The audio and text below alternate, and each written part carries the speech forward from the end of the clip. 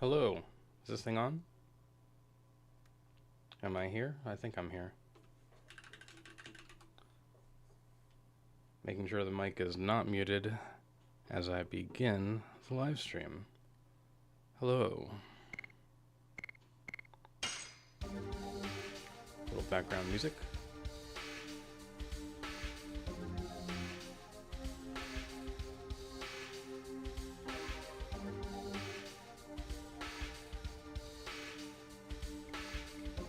Okay, I think it's working.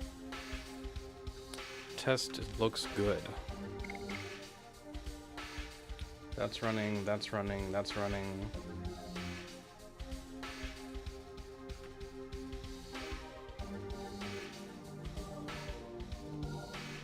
Okay. Alright, so for the few of you who are already here, this is the, early part of the stream where I don't do much yet because the lunar eclipse hasn't quite started yet in real life. Not all the way. So I'm just doing some setup things and can chill and chat as I get myself ready to go.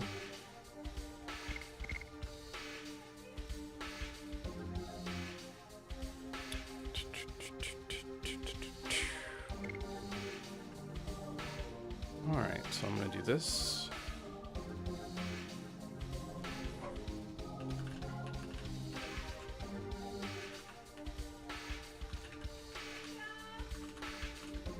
Alright, that looks good.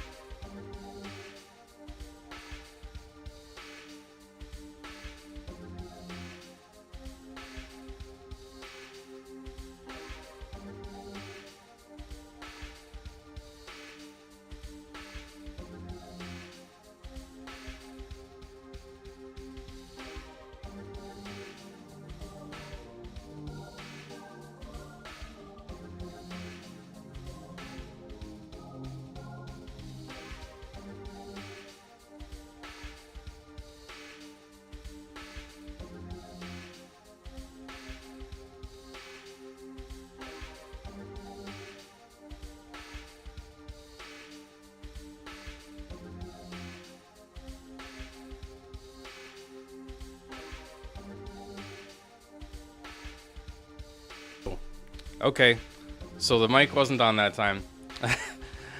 So the funny thing is, I noticed I had a chat readability issue, and that was when I had my mic muted because I was coughing. So what I was just saying is, on OBS, my hi, it's me, Drew. On my chat readout on OBS, it only had my test message, no one else.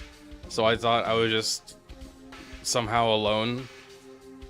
Like, I know the stream just started, but so anywho, I was like, where's chat? There's gotta be someone here, and it turns out OBS isn't updating the chat for some reason. So I had to pull up the actual window that I'm capturing chat with for that thing over there. So now I can see you all typing, which is good. And now I've unmuted my microphone after coughing, which is also good. I'm still recovering from being sick, but I am mostly better. So the timing mostly worked out there. YouTube is not receiving enough video. Okay. I guess I'll do a ping test. Or a speed test or something. And I will increase the power. Settings, audio, output. Let's make it 35. And 40,000. How's the upload speed? 80. 80 megabits.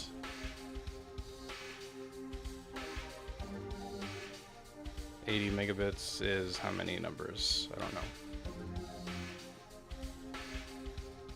don't know. Let me do a quick conversion. Megabit to kilobit. So if I have 80 megabits, that's 80,000 kilobits. I'm only using like half of that.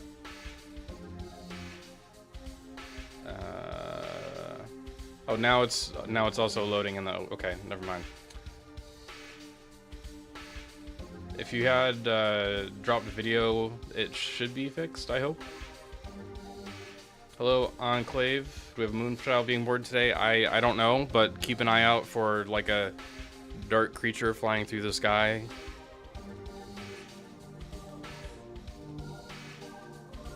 Alright, so I fixed all those issues. I was just posting a couple of reminder announcements. So I'm doing that as we're not quite at the point of the actual event yet. And I'm going to temporarily mute the game sound and switch us over to some fan music, not submitted for this event, just to get us in the vibe in general. I think that's a good one to start with. It's going to play randomly. We'll see what comes up. But this is a list of fan music that was previously approved by wonderful fan musicians in our Legend of Dragoon community. I might handpick a few of them during some of the content submissions. There's a particular song I think I wanted to play for one of the write-ups.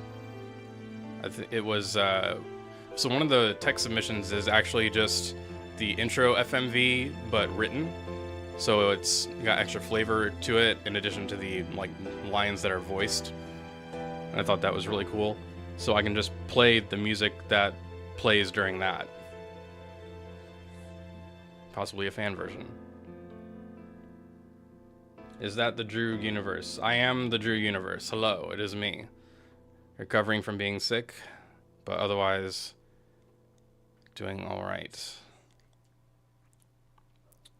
What was I trying to do? I wanted to switch, and I wanted to do... That's not helpful. Can I just do it? I guess I need to test that anyway. Does it work? Does it work? Does it work? Does it work? It did work. Okay, cool. That and that. So I'm just quickly putting out some reminder announcements on our various social media. I just did it on Blue Sky. We don't have much reach on Blue Sky, unfortunately, so I'm hoping we can get some more followers over there. Let me quickly show my desktop. Where is my... What is that? Add existing display capture. Yeah. So we have a Blue Sky page. If any of you have Blue Sky, that might be helpful to give us a follow over there. Help us build some momentum.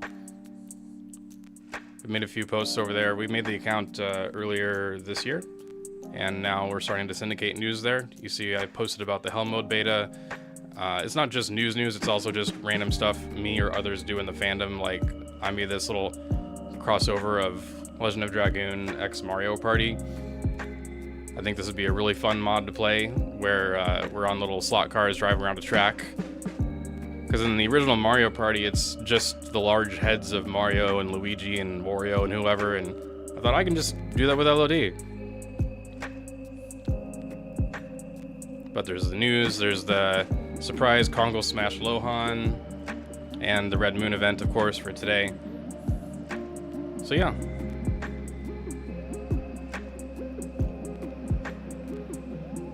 That was our Blue Sky. I need to go over to Twitter, which is the only thing I'm ever going to call it. That goes in the other window.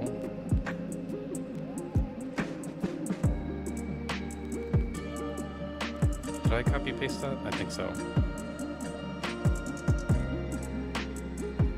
So, how did we start the day? Did you start the day by just doing usual stuff? Usual weekend stuff? Did you prepare for the coming of the Moonchild?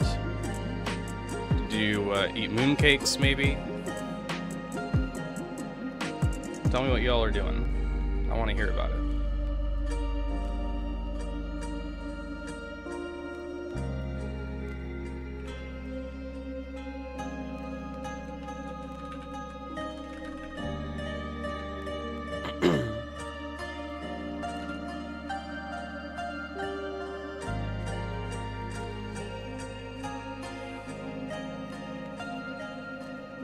All of these are fan covers and remixes and arrangements of the music found in LOD, yes. So there are a lot of them in many different genres. Hopefully going to expand the list soon. Nightmare card. I know. I mean, I always try to be clear in between the jokes that I'm not actually expecting all of the mods to be like crazy and unrealistic and whatever.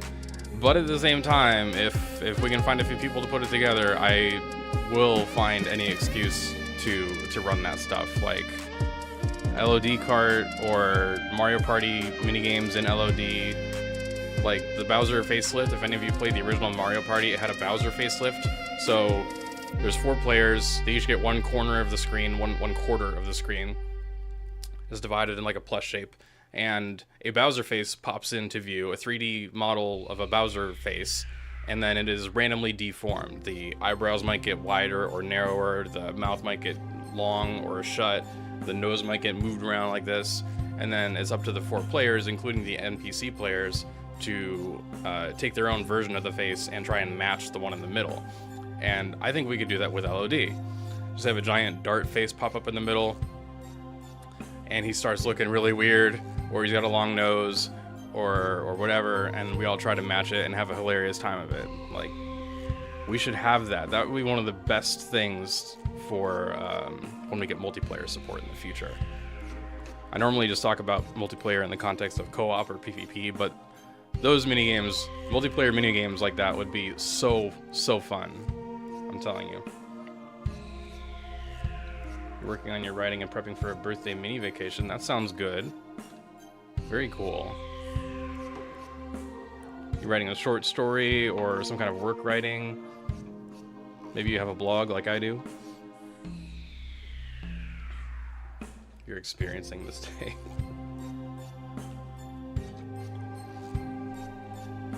Icarus says gooning, which is very on brand for Icarus and several other members of the LOD community in the past year or two. There's nothing I can do to stop it. Did I actually make that post? I did do it. I did do it. Okay. So then I do it from over here. I really like this particular remix of Shirley's Shrine from Lloyd Sorrow. Lloyd with an E at the end, to be clear, not the Lloyd from in-game. Also, the Lloyd from in-game does not exist in real life, but that should be a given. Should be a given. I'm gonna do that, and I'm gonna do that, and I'm gonna do that. And let's see what's going on over here.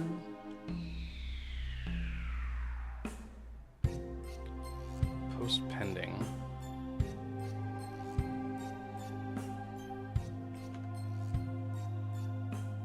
Did they delete my last post?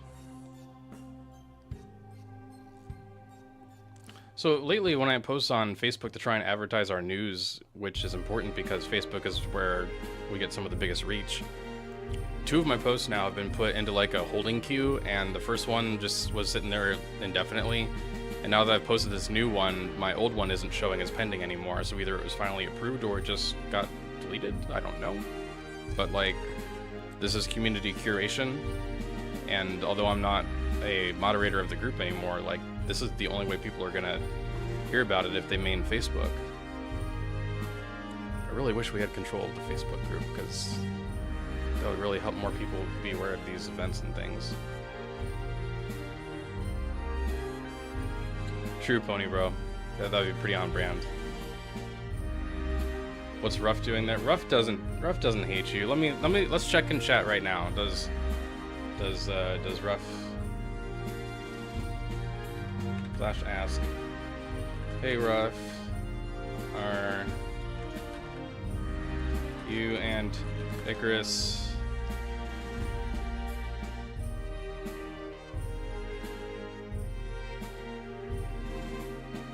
on good terms yet?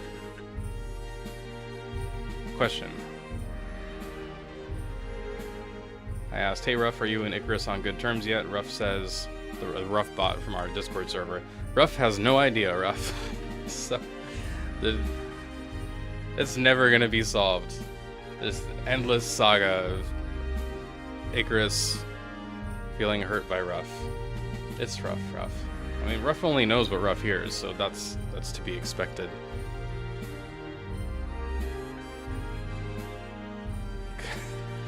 Very cool, Chocolate. I like how you're keeping with the tie-in commercial canon. If that counts as canon, I guess it does.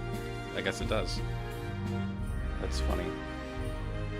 LOD Brawler, yeah. I enjoyed playing the LOD mod for Tekken 7 before development stopped on that. I was on the team. It was 3 of us. It was so cool. Even though the characters have weapons besides Haschel, it was so fun to just kind of see them in that lens if they were fist fighters, you know. And I think Careface did a good job of trying to match LOD characters to specific Tekken characters, because the way to make it simple was to just put a model of an LOD character on top of an existing Tekken character, so they just inherit the moveset and all that.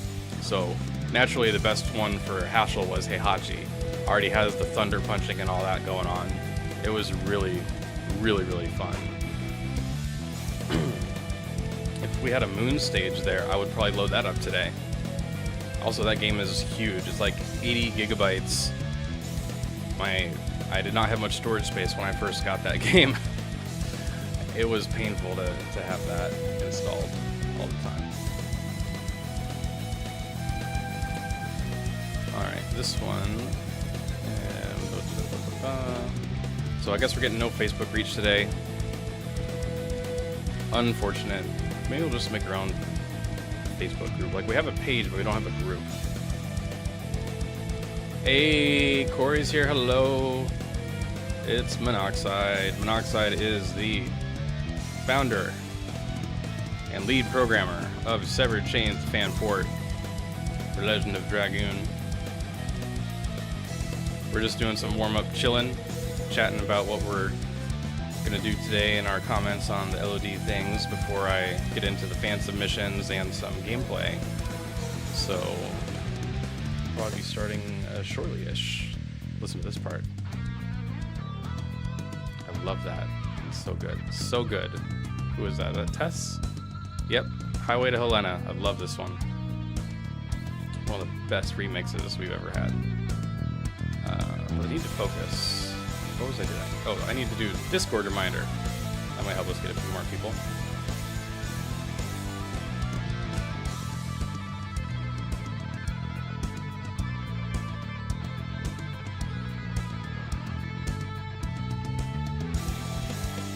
I think that's worth an everyone tag.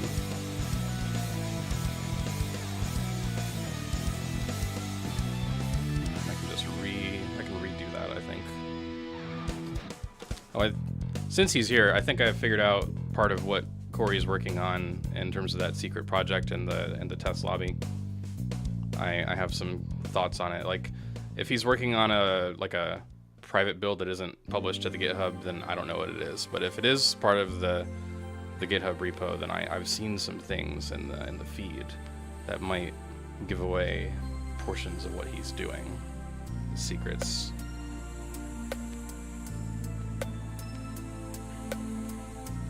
Where can we find this music? So that's something I'm working on. One of the millions of projects is a fan content index.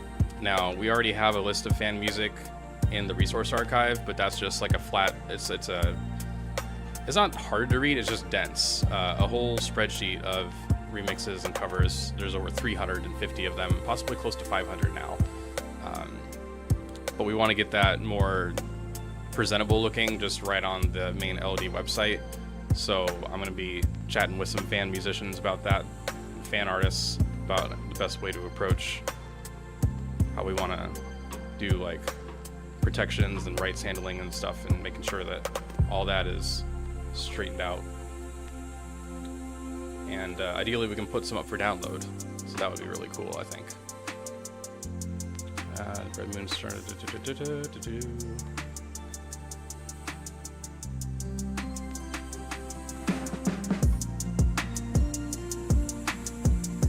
Oh wait, edit message. And we'll do that.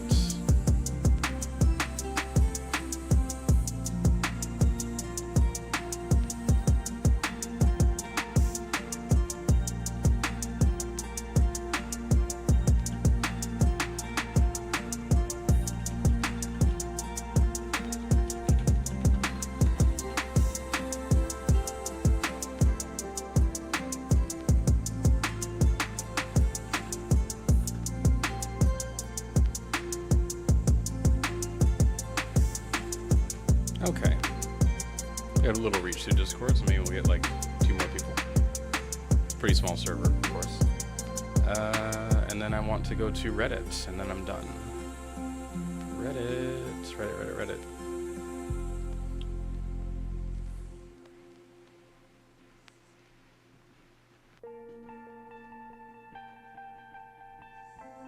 Hello, Doom Metal. Welcome. You're making lunch. Lunch with the Dragoons. That should be a piece of fan art or a fanfic. They go to Fueno and Dart notices that someone's making the Hero Dart official chocolate, and he's like, I didn't authorize this. Why is it official? Maybe he signed a contract without reading the fine print to have the likeness of his face be used for chocolates. Official chocolates. Alright, create post. I did fill out the field.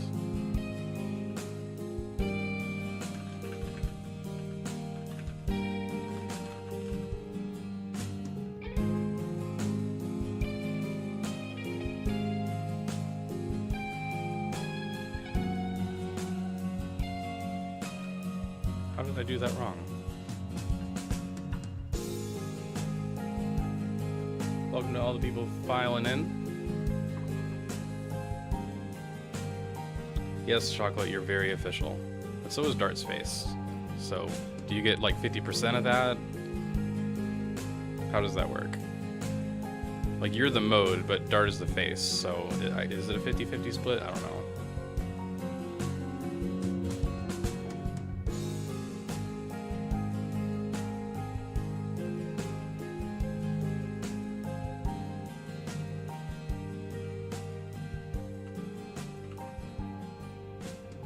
Alright, let's try this. Do I have one for that? We'll do this. And we'll do that.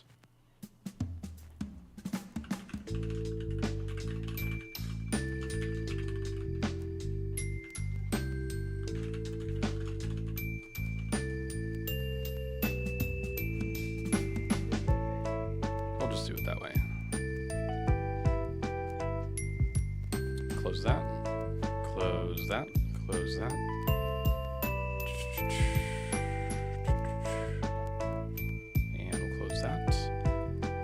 All right, I'm gonna check the email one last time for submissions. Technically, if any of you are fan artists or musicians or writers or whatever, you can keep working on your submission or start one. There's time, and haikus take like 2 minutes to make, and submit it to me before the end of the stream, which is like an hour and a half, 2 hours from now. Something like that. But I am just checking to see if there's any other ones in the box right now. I don't think there are. I don't need that. I did check around.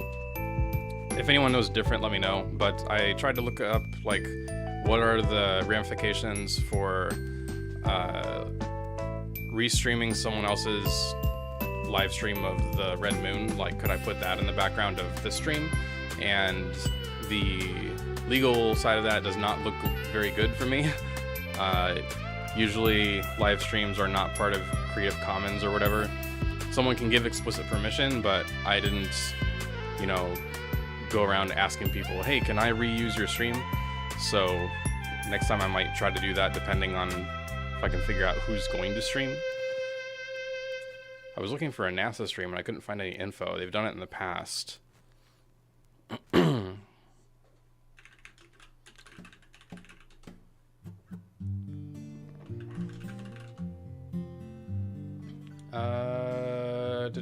Real-time NASA. So, like, the idea being, for those of you with 2 monitors or something. WN space. What's WN space?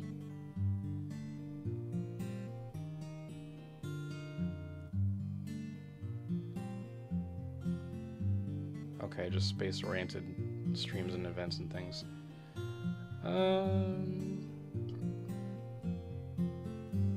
Okay, so what I can do is I can link to another stream, and if you have 2 monitors, you can run this stream and that stream side by side and just have the Moon live stream muted or something, whatever you want to do. Oh, Corey has a teaser for what he's working on. I want to see that.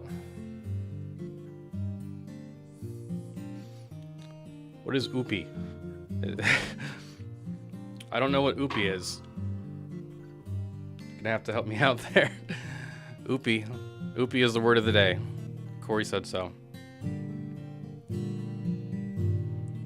Depending on what this teaser is. Alright, so what I'm gonna do is try to be fancy. What happens if I go like this? Darn it. Crap. Is there like an automatic thing now? I hope it works. I hope it works. I hope it works. Yes, yes, yes. Yes. I hope. Does it keep? It kept the things. Okay.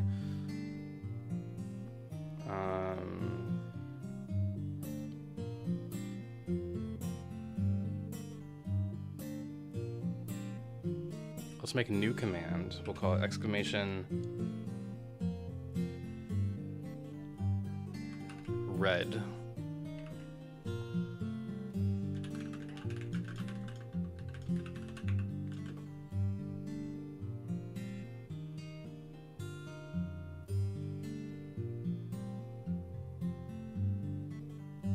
And I want it to have a 20-second cooldown.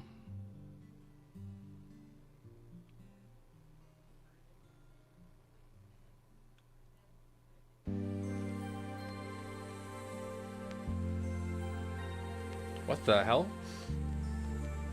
I don't know what that is. 5,000 arse. It's a good thing I'm not British. Doom just sent me 5,000 arse. I don't know what that is. Oh, Argentina. Yeah, that's right. Now I remember. Thank you, Doom. I have no idea what number that is in my units, but thank you. I'm going to assume it is a moderate amount, and that you would not give me a heart attack intentionally or unintentionally, I hope. Hello, Orion. Orion is here. Orion's got one of the submissions for today. I'll be reading some of that. So I'm about to get out of the warm-up mode here, but I just want to make sure that's working. So if I do this,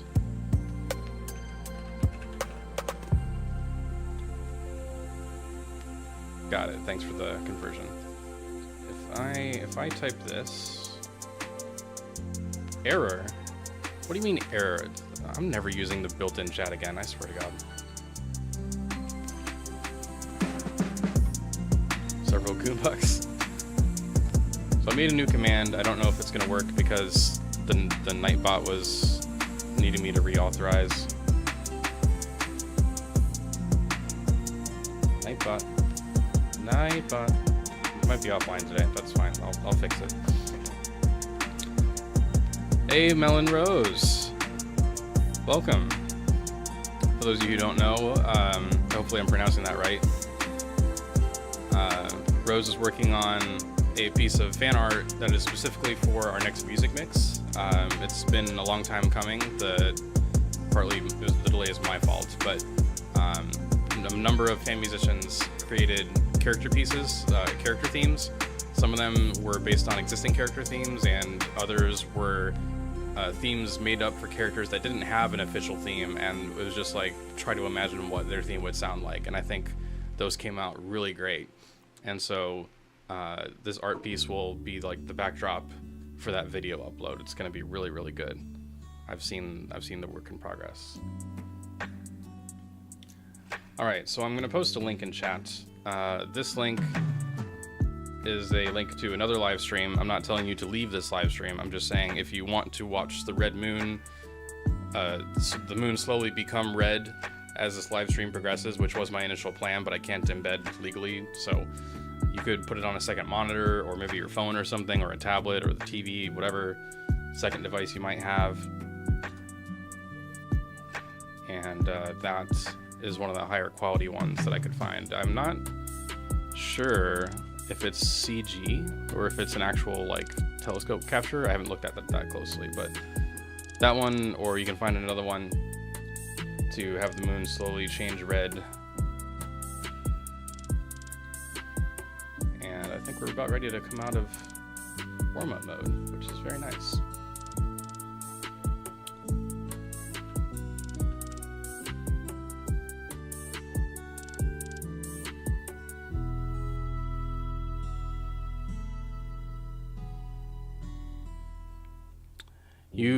So I'm looking at the teaser Corey provided me, and I don't know how I feel about it. Because it's a little image, and there's an icon, and then there's some blurred out text and a 1 next to it. So it leads me to believe I am somewhat correct in my guess, because I was just observing the changelog in GitHub. But the blurred text, you're really teasing me here. What are you hiding?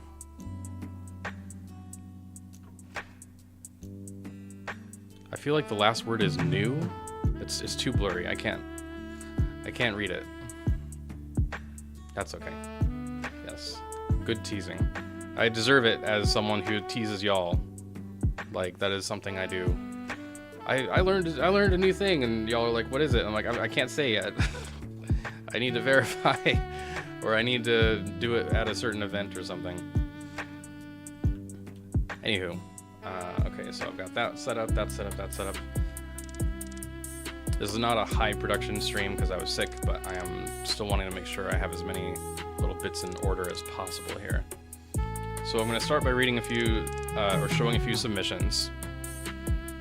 And I want to do that correctly. So that means I'm going to get rid of that. And this is going to have to just sit there. That's going to have to just sit there. That can sit there. That is a spam bot screenshot that I don't need anymore. This is a list of devices. I'll want that later. And okay. Yeah, I can't actually broadcast that, so I will.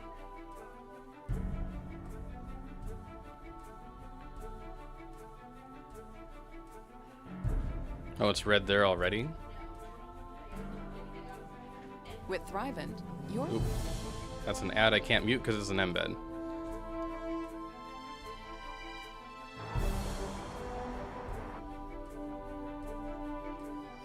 Okay, this one might be better. Thank you, Orion, for the link in Discord. That one has the moon actually starting to turn red. It looks like a real photo or a real video capture. If you want to put that on a second monitor. Now I'm ready to go into... I like how you tagged me after I posted it in the stream. Timing. I was a little ahead of you there. I happened to notice. Okay. Where is my piece? I think I just put it here. Yeah, I did. Okay. And...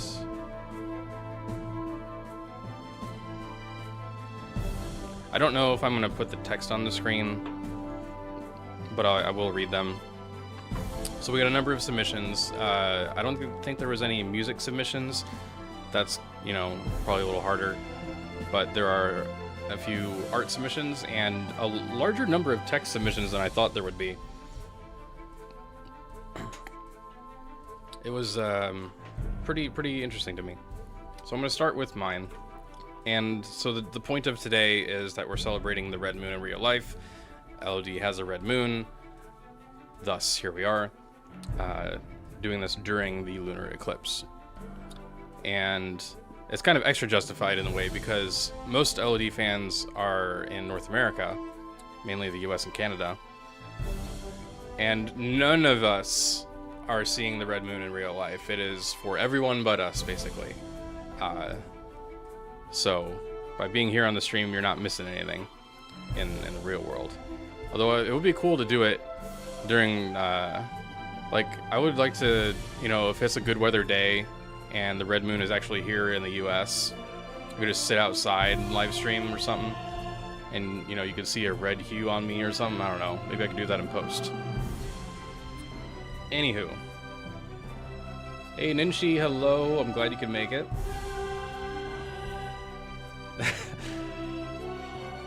I'm happy to be incorrect, Corey. Thank you for that. Alright, so here we go. Let's kick off this party. Again, so we're doing moon-related stuffs. Art and or text stuff that is related to the moon. I'm going to start with mine.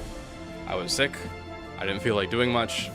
But I was like, hey, I could just make a haiku, because I've made haikus before a couple times, thanks in part to another LOD fan who encouraged me to write and be artsy and with my writing and stuff. So thank you to Humi, if Humi ever sees this or is here right now by chance, for inspiring me to write little stuff like this.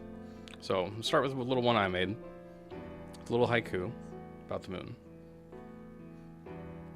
There, up in the sky, the moon, glowing red once more. Destruction is nigh. Simple little haiku. I think it was kind of easy to write, but also I lucked out with the rhyme. So that was fun. And that's how we kick off the fan submissions. That was by me, Drew Universe. I wrote that one. I wrote it 2 days ago. And I'm going to save it. And I'm going to have a little list of haikus that I make over time. Good stuff. Hello, Matthew. Welcome. Just starting to read off the fan submissions for the Red Moon event today.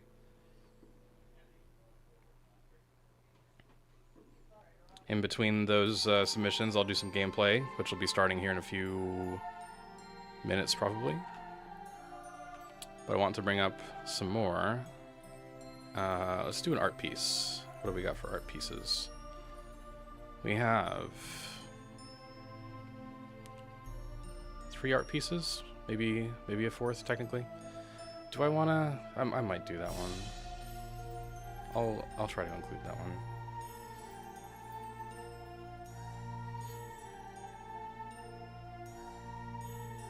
We'll just go to my downloads folder. Okay, we'll do that.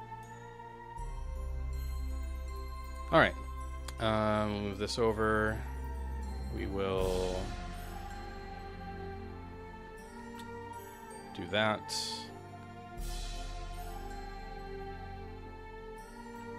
And I really like this one. The first piece of fan art, here we go. I think it's easier to just do a display capture, so there goes my face, goodbye.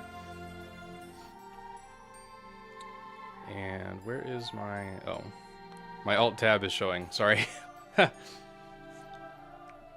Okay, so we've got this vertical piece of fan art. I instantly enjoyed this the moment I laid eyes on it. This is the scene of Neat being destroyed by the black monster.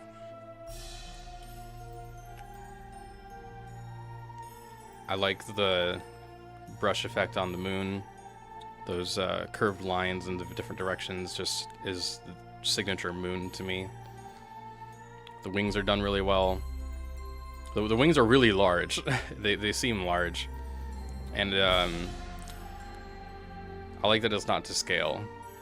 Because, you know, Rose obviously isn't a giant.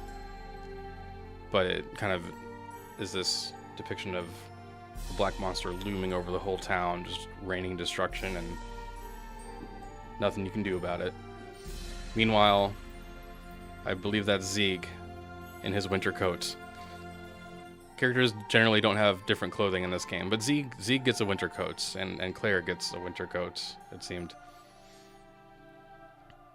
And that little white ball is probably the Dragoon spirit, because he wanted to try and do something about it. This is a great piece, in my opinion.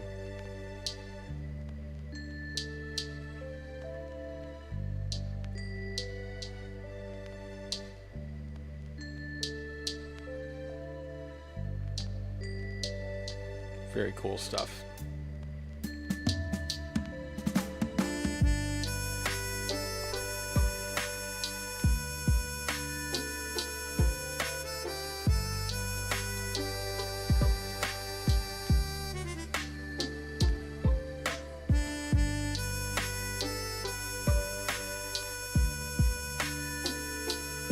All right.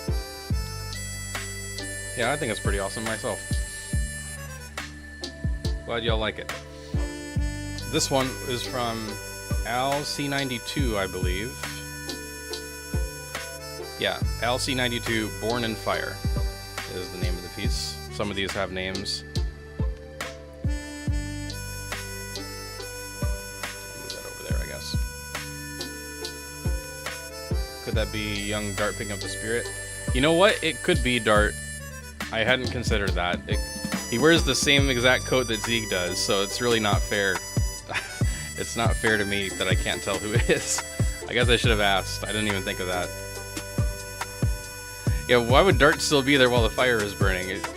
You made me question what I said, and then you undermined your own. What are you doing to me, Chocolate?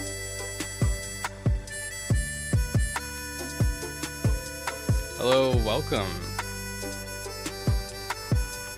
We're showing off the fan submissions for today's Red Moon event before we do a little gameplay of the moon section, or a couple different moon sections. There's only 3 art pieces, so I'll space them out a little bit, but let me see here. Maybe I'll open...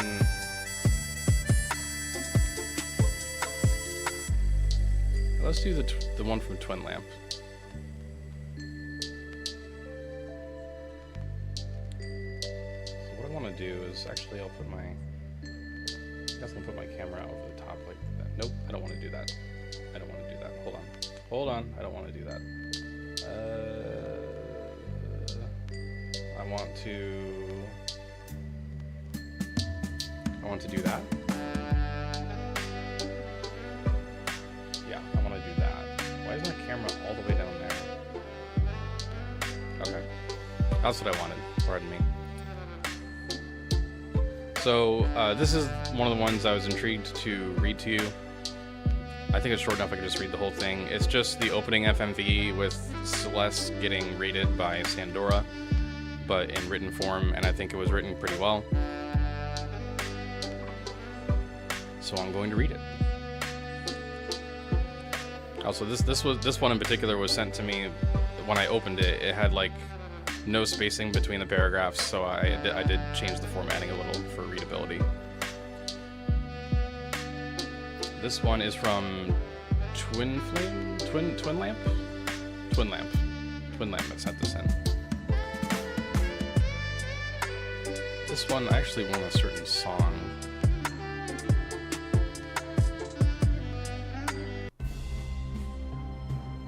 Where is...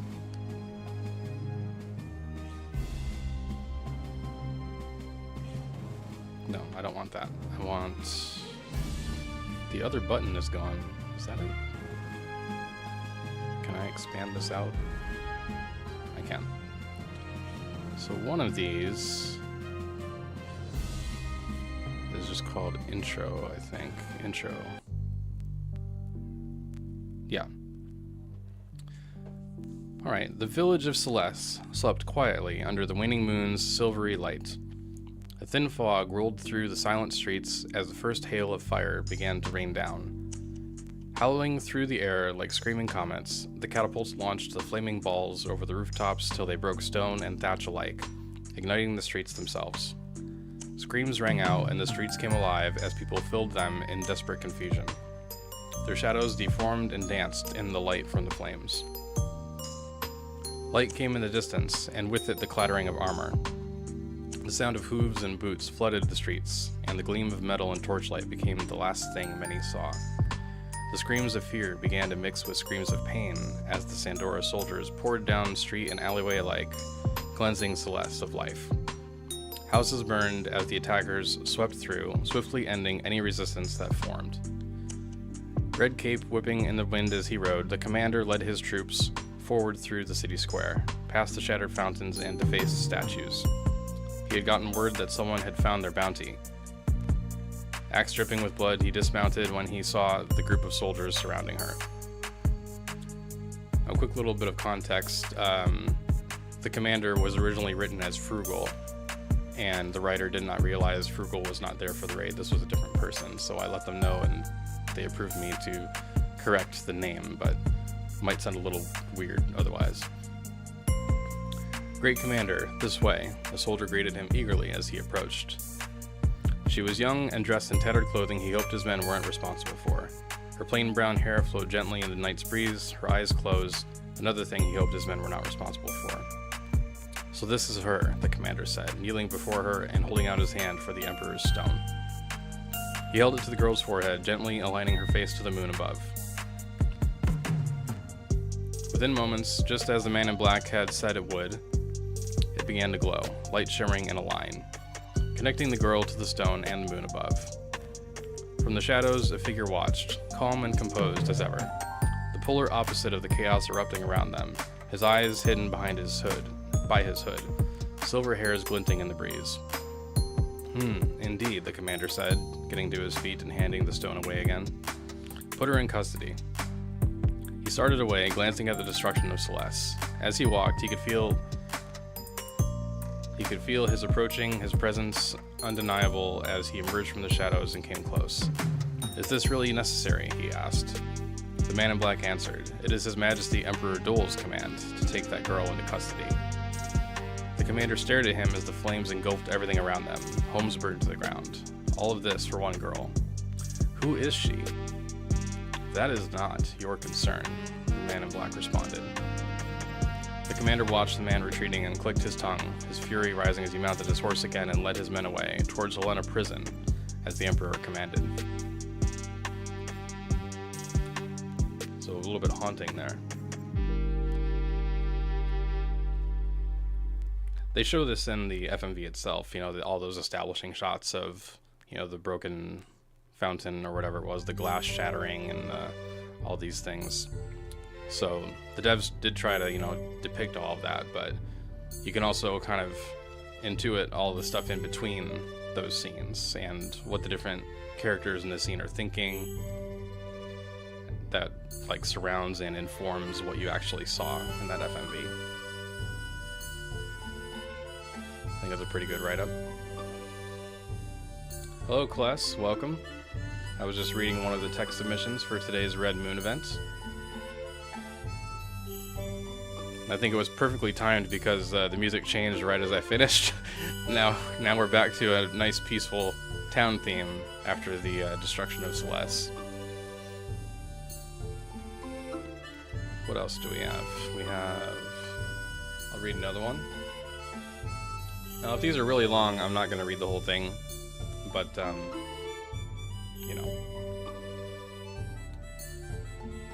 What do we have? Let's do Orion's. Orion's here now. Orion's in the chat. Looks like a poem.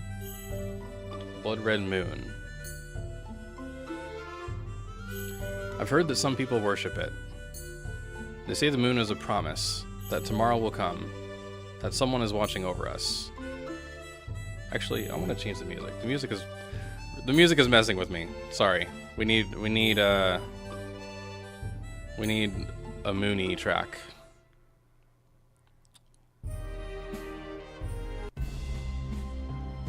Or a sad track or something. I might just go for official music at this point.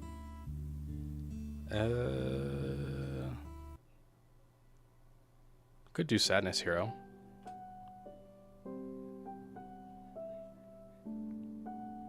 Yeah, we'll do Sadness Hero. That works.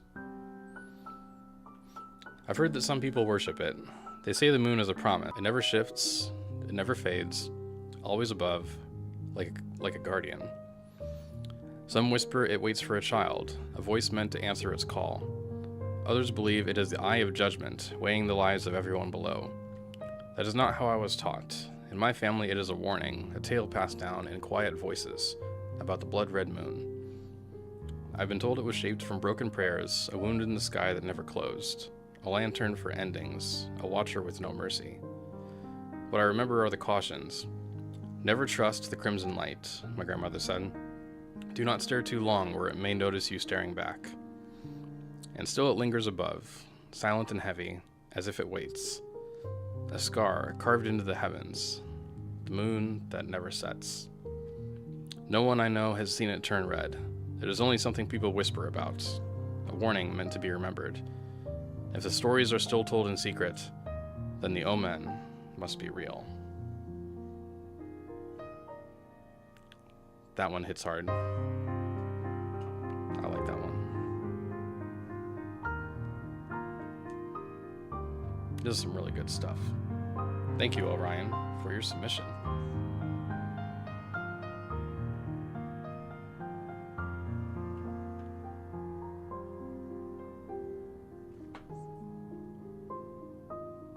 YouTube's telling me it's not receiving enough data for the video, but I'm sending a lot of data. I don't understand what's wrong with it. Yep, Sadness Hero by Tessanael, one of our more frequent fan musicians. I like several of her tracks. Good stuff. She also did Highway to Helena, which I think played earlier. Alright. We've heard and read a few cool tech submissions, and we've seen a piece of fan art. I'm going to save the other 2 pieces of art after a little gameplay. So I was going to load up, just from my old playthrough really quick. You can go through... I mean, moon stuff is throughout the game. The main part is the end. You know, we get to the moon from the Divine Tree thing. But do I want to start there, or maybe just start with the FMV? I mean, we can just hop around and do some highlights.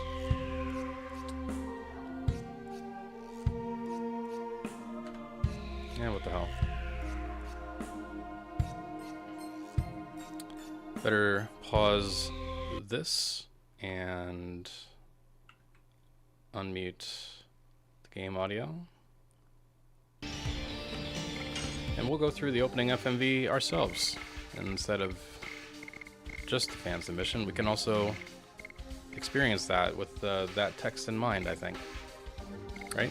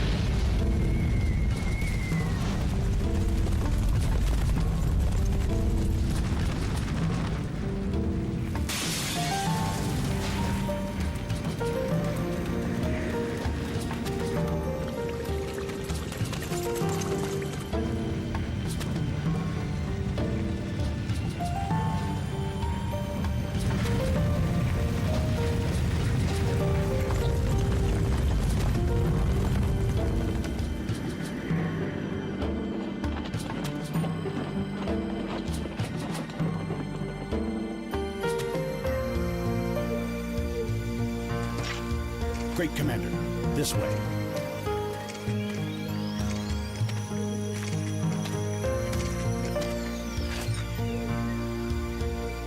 So, this is her.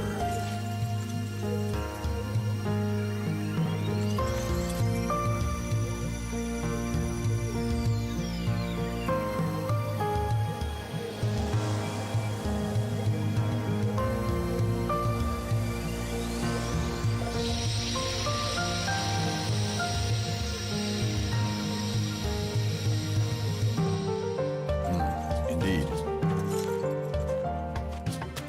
Put her in custody.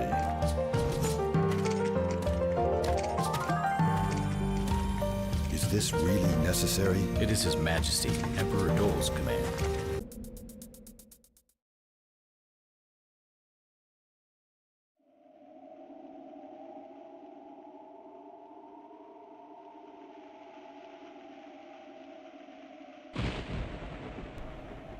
And there we are. That was definitely moon related. I might just go out and pick out some FMVs because there's a couple that revolve around the subject, naturally.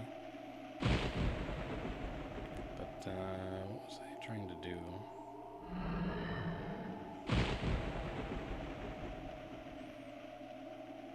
Turn off display capture for a minute. And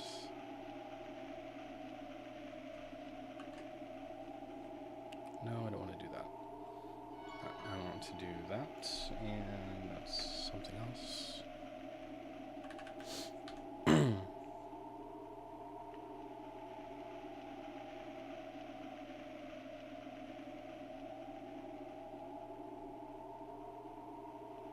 Okay, that's nothing. All right.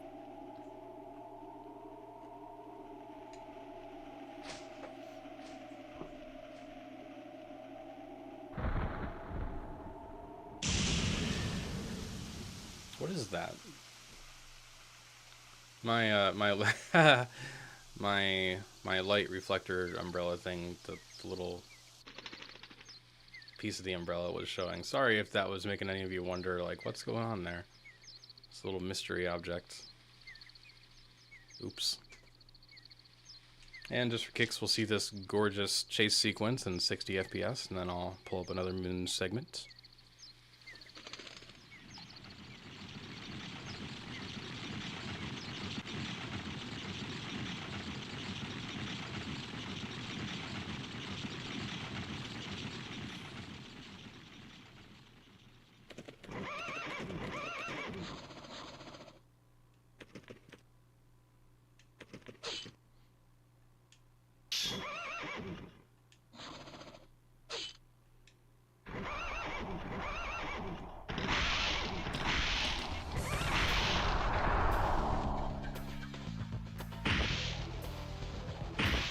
Bam.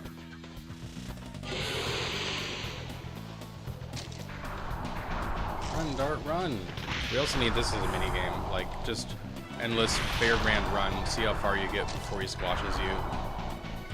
And there's multiple lose conditions, like you can lose from being trampled, you can lose from getting splooged on.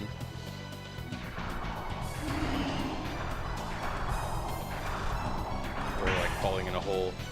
You know, Crash Bandicoot style minigame.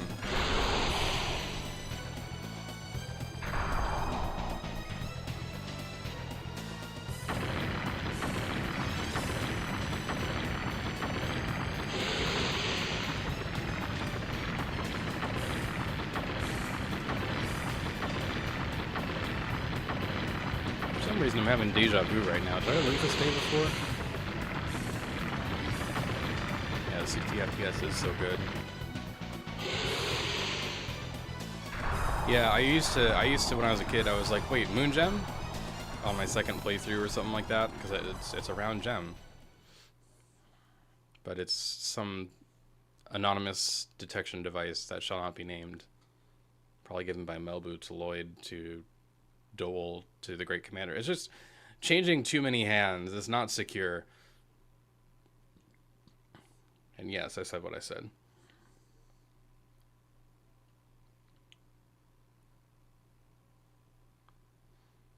Truth, very true.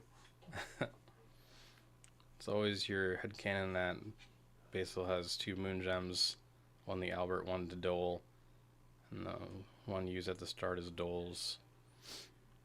That's an interesting concept. It doesn't work with the lore, but I like it anyway.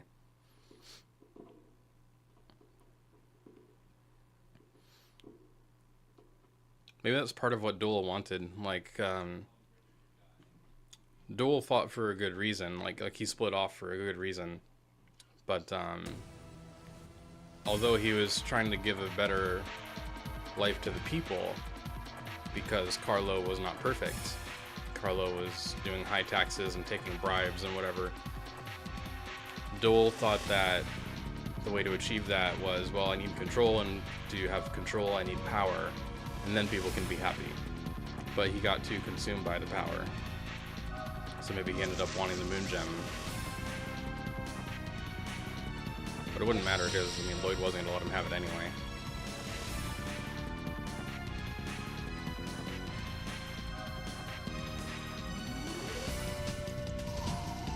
But, like, if Lloyd didn't intervene, and Melbu wasn't a thing, and the rest of the things happened as they did,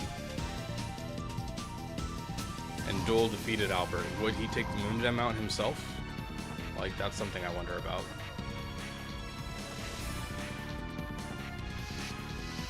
Alright, there's no more moon stuff for a little bit, so we need to hop around. Why can't I load a game? Because I have no other... Okay, so... can I hack it in like this? Now I get the... Oh, I can only load from the current campaign. Damn it. Can't delete last save. Damn it. What is with these safeguards, Corey? Oh my god. I want to delete this. I'll delete it later in the file explorer. Dole did nothing wrong. I mean, at the start he didn't. But yeah. Yes, Matthew. Alright, let's pick up a different campaign. Get some campaggin. I think that's a Futurama reference, but I don't really know because I haven't seen Futurama in like a billion years. It's probably like I probably haven't seen Futurama since shortly after discovering LOD. I don't know when Futurama actually came out, but something. Anyway, so let's scroll through quickly with mouse wheel. If you want fast scrolling, you gotta use the mouse wheel. I mean, you can page up. Okay, paging works. I forgot about paging. I'm glad paging works. So for moon stuff, moon doesn't have, no,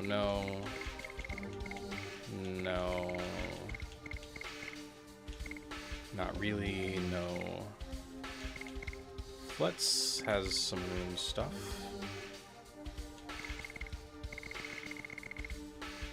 I don't really want to do the Dragon campaign FMV, but I wanted to talk to Fester, maybe?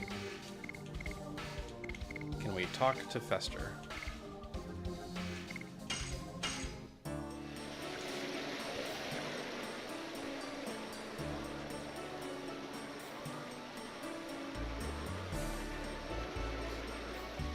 I'm accidentally typing the equal sign in chat.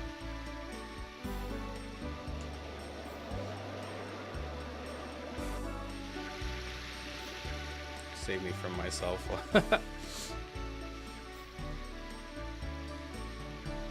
Alright, so I'm gonna speed through part of this to get to Mr. Fester. Are you home?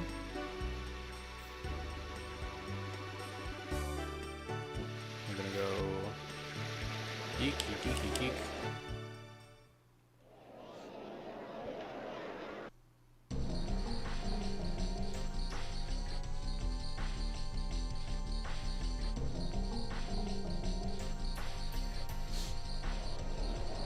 And bye.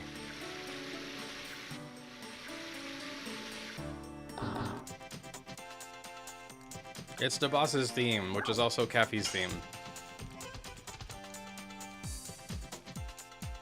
Da da da da da da da da da. Did I choose the same thing twice?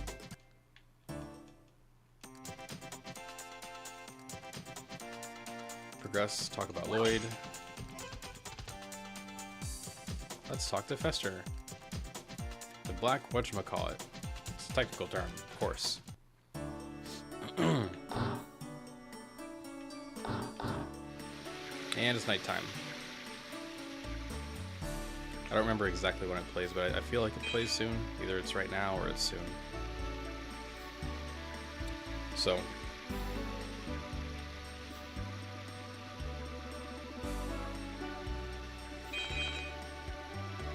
Boss theme. I mean, yeah, you play the boss's theme while doing a boss fight in the Mogul the Boss Pocket Station minigame. That'd be great. Come on in. Notice my oversized telescope, which is somehow not big enough for me, and I want the larger one in the store, which... How much do we think that costs? Is that, like, also 10,000 gold? Or more? I mean... The combat legendary gear is smaller, but it's also like mega powerful. How much does a giant telescope run for? I have no idea.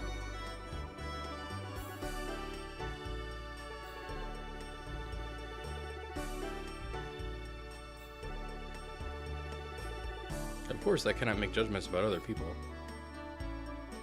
Check out this book. In astronomy, a moon that never sets cannot exist. Cannot exist? That's right. Stars travel the sky by catching the winds of time.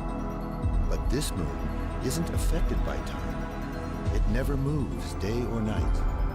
That's why it's called the moon that never sets.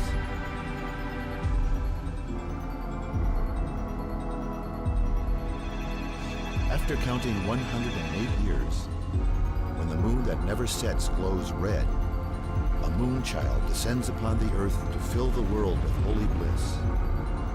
poem of yore telling the fate given by the moon. However, what we really get is the spawning of destruction and fear, that is, the Black Monster. Black monster.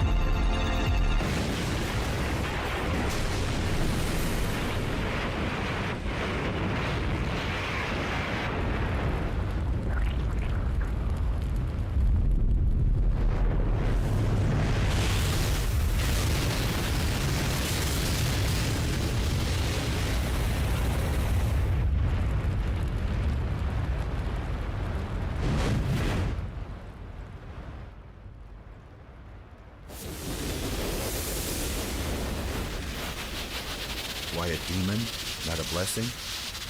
What does it mean? The mystery has yet to be resolved.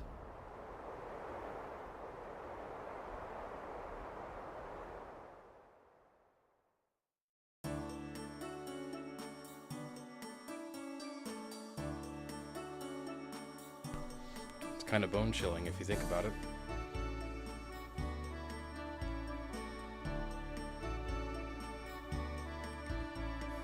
Hi, Delson. No. No. That is not the thing. No.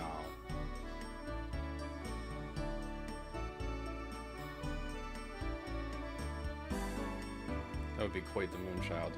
The lore technically says it's a human. And I'm wondering why does the 108th fruit node only pick a human? Like, wouldn't accidentally... Can you imagine the 108th soul going into a vampire kiwi? That would be so cool. I need to make like a cartoon of that or something, or a comic.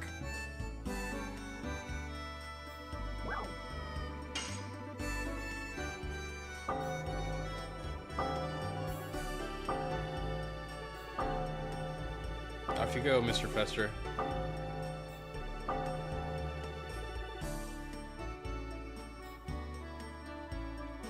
If you want to take a good look at the moon, we should go upstairs.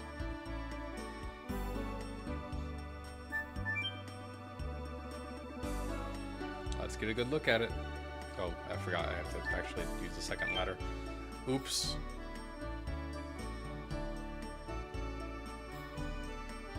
Need a way to keep this submap, is it a submap?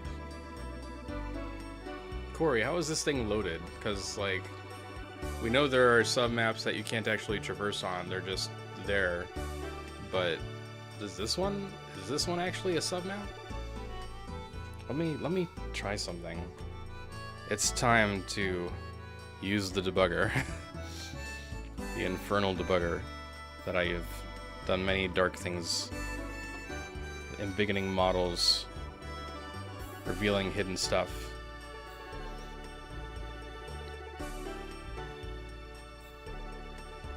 Dart is actually here. He's in the scene, he's just off screen. I need to move him down. It's Dart, he's on this.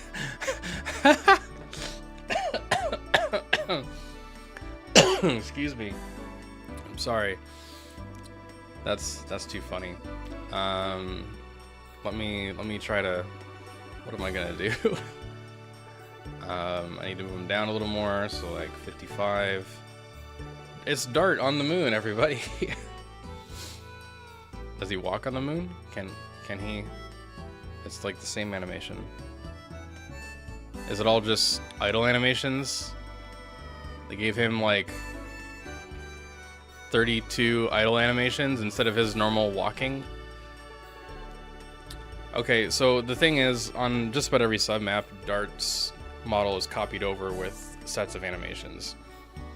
And on almost all of them, he's got idle, he's got standing, he's got walking, he's got running, you know, common stuff used in every submap. On a few submaps, he's got special moves for when he's like in a scene and he's talking or his hands are moving or whatever. But on this specific, he's got all his anims stripped down to just standing. And I find that fascinating because there are so many other submaps where they didn't bother to clean up his animations at all. But on this one, they cleaned up his animations so I can't make him walk on the moon. The devs knew I was going to do this someday, and they just stripped me of all the joy. I want to make him walk on the moon. It's not fair. It's not fair. It's not fair. This is not fair. I want to... now I have to splice it together on my own. It's a normal sub map. Had to fix a crash here for upscale project. Oh, okay. All right. Yeah. So if I choose get,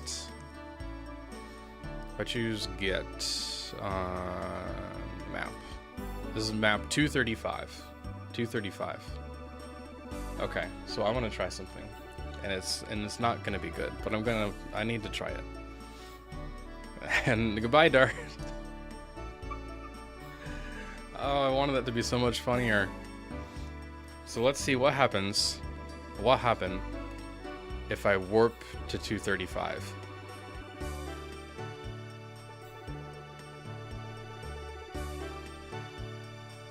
What did that do? So if I warp to 235, it just shows the moon and fades it back out.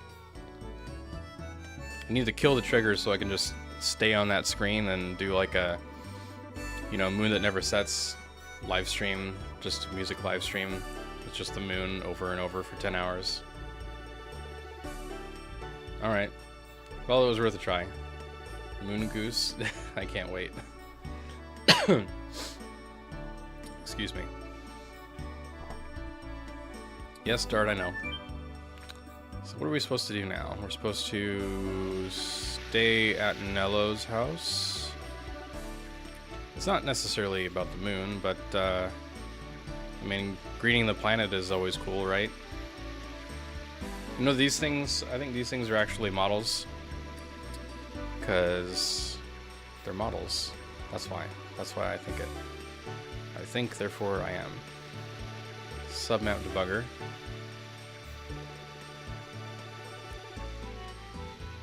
Nope, I made one of the guards really wide in the background.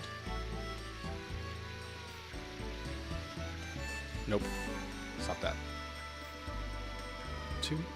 Nope, that's the other guard. Stop that.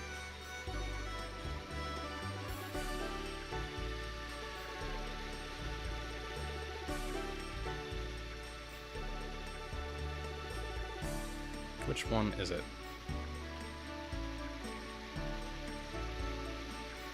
There are only so many scripts. 0.5, that's suspicious. Ah, aha. Okay. So these are all scale of 0.5. Those are like the plants that aren't growing successfully, whatever kind of plant that is. And there's 3 separate versions of them. I thought it would just be like a bundled sprite, but they bothered to put them in individually. Wait, what is that? I don't know what that is.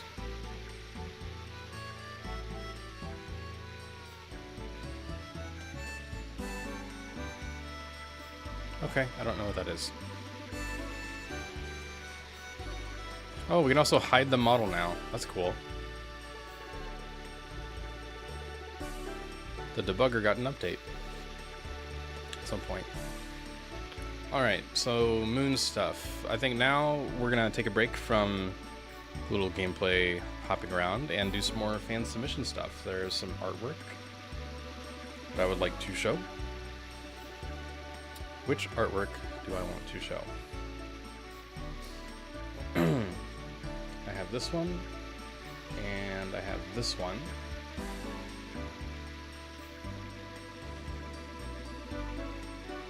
This one is like in parts. Let me see. We'll do it like this, and we'll do it like this.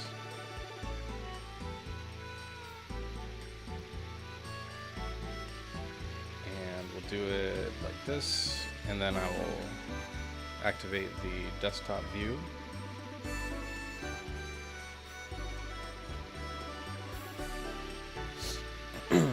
Have I I seen the new script debugger? I have not. I only just now looked at the submap debugger and noticed the new option to hide models. New to me, anyway. I remember the shadow, but not anything else. Alright.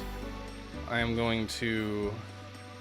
That got the biggest update. I am interested in that. I will take a look shortly. It's not new LOD, it's just a bunch of cheap walking cycles. If some of y'all are like seeing a lot of delay on the stream, reloading the webpage or the app, whatever you're doing to watch the stream, if you just exit the stream and re-enter, it might fix the delay you're experiencing. Sometimes streams end up getting expanding delay as you watch, so you can get closer to real time by refreshing the stream. Alright, in about a minute I will start reading the thing.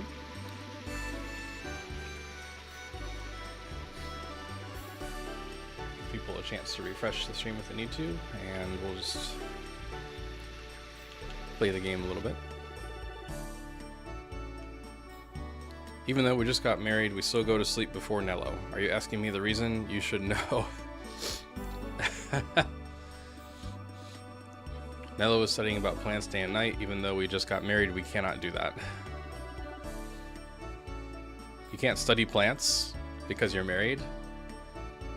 Rough translation. It's rough. But they have a telescope in the back. If you look, you can make out quite a few details in these places despite the low resolution. Like, I think that's, what is that, a pair of red shoes by the NPC. Bedrooms in the back.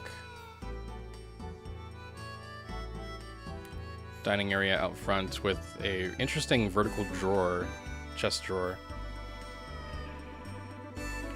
And that must be like the shower. Or the kitchen, I'm not sure. Might be pots and pans here. Sometimes it's hard to tell. Oh, I can't go in some of these houses. It's night, it's normal for it to be closed. Yes, Dart, stop being so invasive. Oh my gosh. Can we go in here? Yep. I like these chairs. You could make these chairs in real life, probably. We have no room available for today. Can you come back some other time? Sorry. Look at these people. These people are the worst. They're just like standing next to their bed like, I'm gonna sleep here. You can't have it. I got dibs. They won't even lay in it. They're just standing next to it just to insult Dart. Only the kid's actually using it. He's sleeping. I was gonna go to Danao, but there are gangs there. Gangs make it too dangerous to take this kid through the Barrens. Princess Lisa is the younger sister of Princess Emile. She is affectionate and good to her sister. Is still 15 years old, but is already beautiful. I'm looking forward to seeing how she turns out in the future. I mean, well, people age, so... Now has a port, but you cannot put a boat to sea now. They say it's dangerous because the sea dragon is causing a ruckus. Remember the word ruckus, everybody? I heard that word when I was a kid, and probably never since. A ruckus. That's a fun word. Ruckus. Let's bring back ruckus. I already brought back So My God with a Z in front, so I can bring back ruckus. I can bring it all back. Maybe not all of it. I dream of going to a hot spring. It's easy to miss that in LOD, upcoming locations are teased by the NPCs more than once. Alright, y'all have had a chance to refresh the stream if there was too much delay, so it's time to read, read a text supplement for a piece of fan art, I think. Yes. Excuse me. How did I do this? I did it like that, and then like that, and display capture. Another piece of fan art. Here we go. There's a little story here. We got the moon up top. Is my mouse on? Yeah. Got the moon up top with the little signet sphere thingies. if you didn't realize, the reason there's little orbs around the moon in like the FMV and everywhere else, that picture of Fester's telescope, those little orbs correspond to the signet spheres.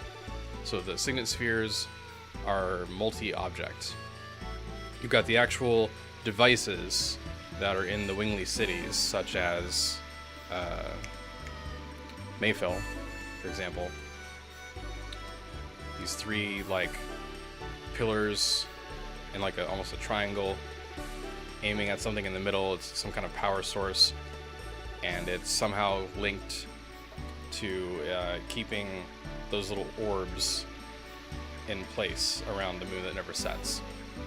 And if one of the signets down on the ground is broken, or technically if they were in the air, but like if one of the signets is broken, then it like disrupts that power signal or whatever to those orbs. The orbs are keeping the moon up in the sky. So the power source is broken with the divine moon object, or just any sufficient amount of magic power, and the signet breaks, and the orbs, as you see in one of the final FMVs, start spinning around really, really fast because it's fun to go fast, right? And then the orb eventually gets closer and closer, then crashes into the moon. And once the last signet is destroyed, the moon will fall to the earth, land on the divine tree, and be able to... So that's what those little orbs are. Pardon the tangent. Anyway, so divine tree under the moon here, and there's a depiction of a unicorn, a minor enemy. Unicorn is almost never drawn. Minor enemies in general are almost never drawn by fans, so it's always nice to see. And you got divine moon objects and this other stuff, but there's a story here, and this is from Fable, who has recently gone as Kongoon in the Discord server. He says, "My submission is a mural created by an artist within the Dragoon universe. This piece featured the tale of the Moonchild, as well as the divine tree, dropping 108 fruits onto the land. The Moonchild is featured in a rainbow dress and gracefully riding atop a unicorn, which hasn't been seen for many centuries." So this is one of the Moon Children. "Although not officially recognized by a majority of people, a small group believed the divine moon objects were somehow related to the Moonchild, which the artist chose to include them in this piece. Unfortunately, the mural was destroyed during the destruction of Neat, the only evidence of its existence being the above description and a crude sketch featured in the Book of Ancient Legends Volume 2 within the Mille Ciseaux National Library." So that's a nice tie-in headcanon for you right there. I think that's cool. Another remnant of the past. Mythical depictions. It's good stuff.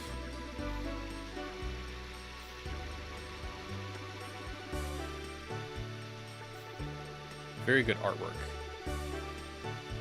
I wish I could draw this good.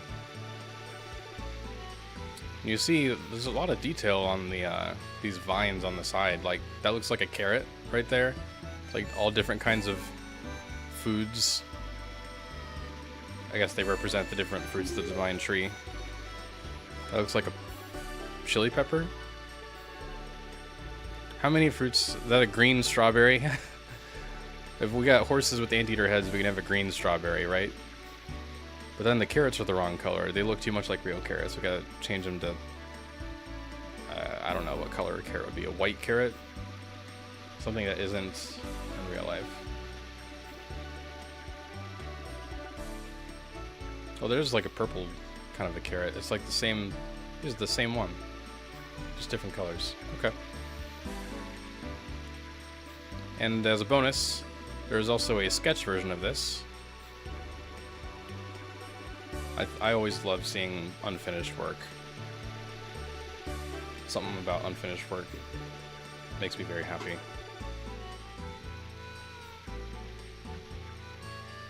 Finished? Unfinished. I really like the hair in this one, the unicorn hair. Not bad. And that was from Fable.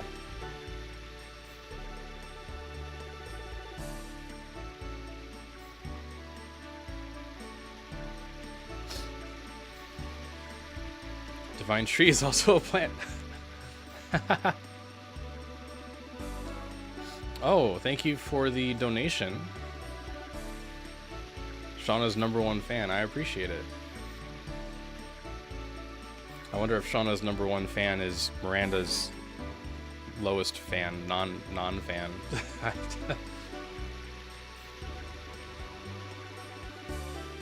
Exactly, Jack. Need more artwork of the less common stuff. Like, it's natural to make art of the stuff that is popular, you know, Dart, Rose, obviously. But there's so many other cool designs and characters and places in LOD that I hope the less common stuff gets some more recognition that way. That's why I drew a Mike Nito. I hadn't seen any art of it, so I drew it. It was my first time trying to use shading in a piece as well, because I'm a bad artist. Inexperienced, I guess I should say. Exactly, Corey. Alright, so I want to read another text piece for y'all.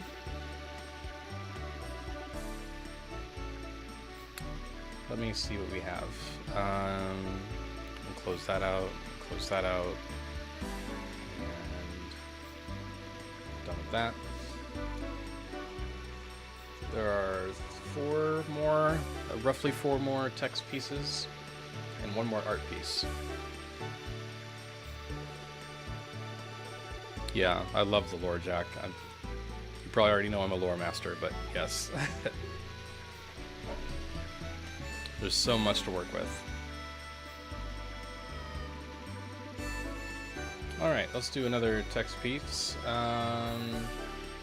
Maybe from Berserk Chip. Now, as I said, some of these are very long submissions. Like, I'm not reading all of it because I cannot read all of it in time. It's like that quote in Spaceballs: if I walk, the movie will be over. But I am going to read an excerpt, and this is from Berserk Chip, Sin and Lullaby. And Berserk recommended, they said, page, what, 37?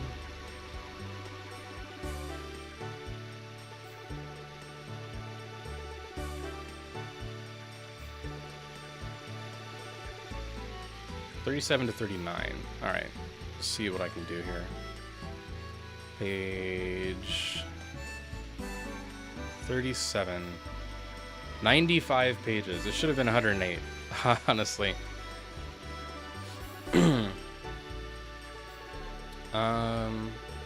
Yeah, let me scroll back to the, yeah. You can read it with me. I would make the text larger, but I don't want to screw up what page number it is. So 30, 36 and 37. 37. Okay, this is 37. I could probably read a couple pages.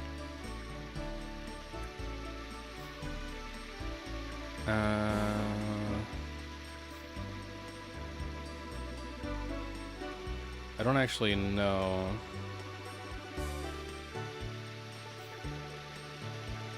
Let me find some music.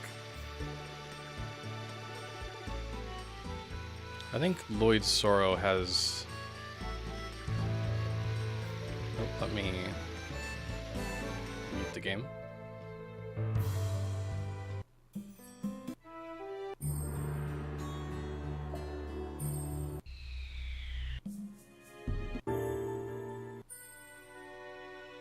There's a piece by Lloyd in here that's really good. This one.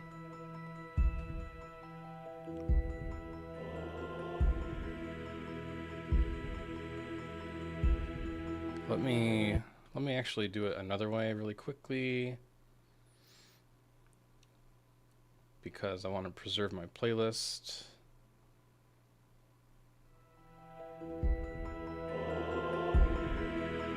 Okay, that should be coming through all right.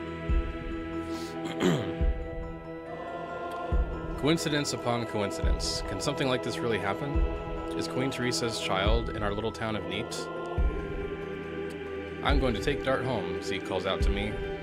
Wait for me. This is probably from Claire's perspective. He runs toward our home, leaving me in the middle of the snowy clearing in front of the clinic. The knights are still dutifully guarding the front entrance, though they're both transfixed by the glowing red moon in the sky. I can't blame them, of course, since this is a once-in-a-lifetime phenomenon. More importantly, with their attention focused elsewhere, I can circle around back and enter through the doctor's private quarters like I always do. I'm not sure why, but something is compelling me to do this. I want to go into the clinic. I want to see if it's really true.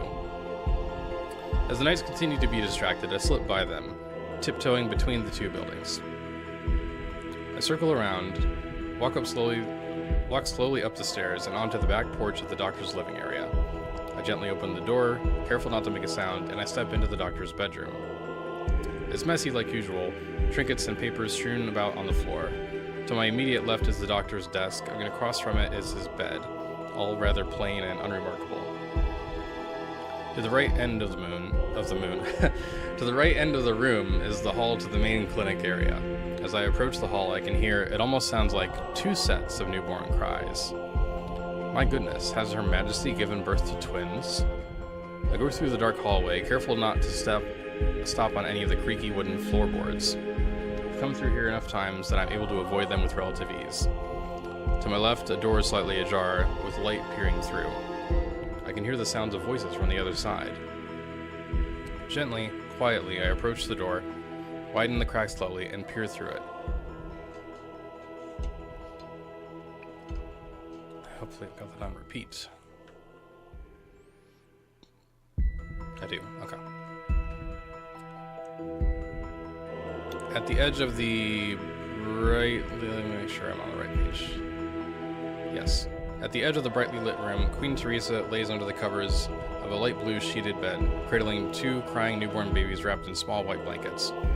The Queen's long blue hair is drenched in sweat, and her face is strained with exhaustion.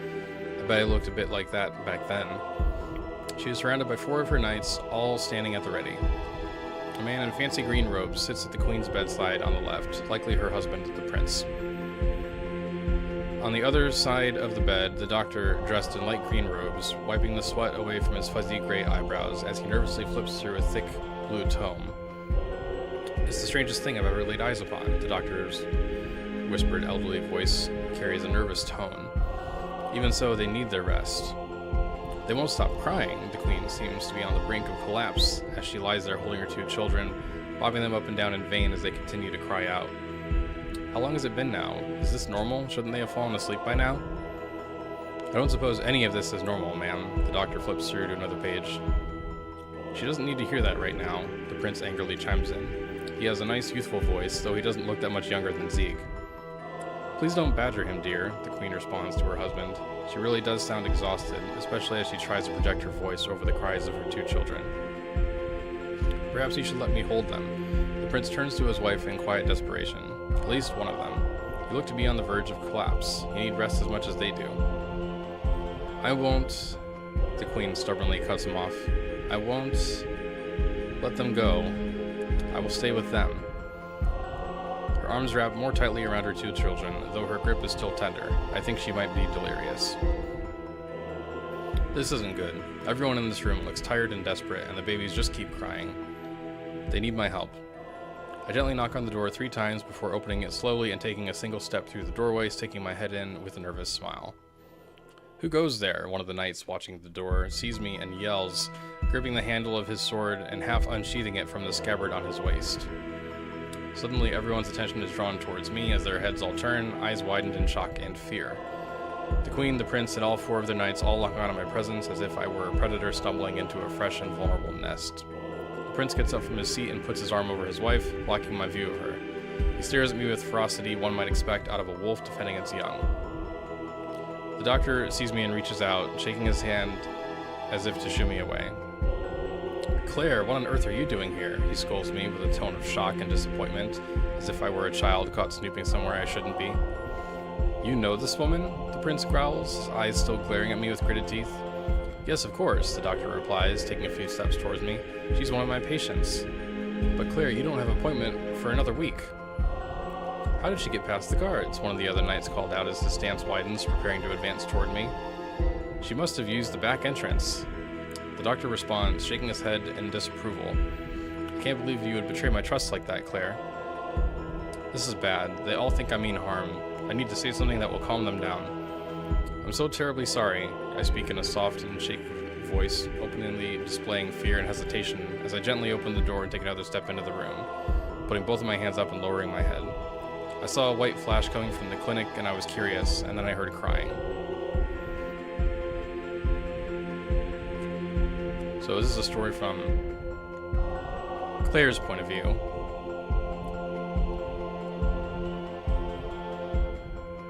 And if it continues, then it probably means that things are not going to be as simple as, oh, Claire stormed into the doctor's office.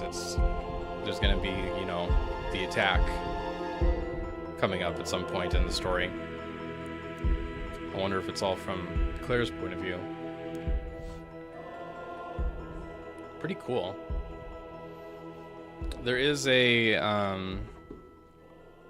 with fan fiction, you can always write it how you want, but as a point of clarity, Queen Teresa did not know that she had twins for whatever reason. It's possible she passed out. That's happened in real life for parents before who gave birth. So, to Queen Teresa's knowledge in the game, she gave birth to one child, passed out or whatever, and then the other child was delivered with the midwives, and the midwives did not tell Teresa a second baby came out, and so she never knew Shauna existed. Thus the story of Legend of Dragoon. But I still think it's a fun scene.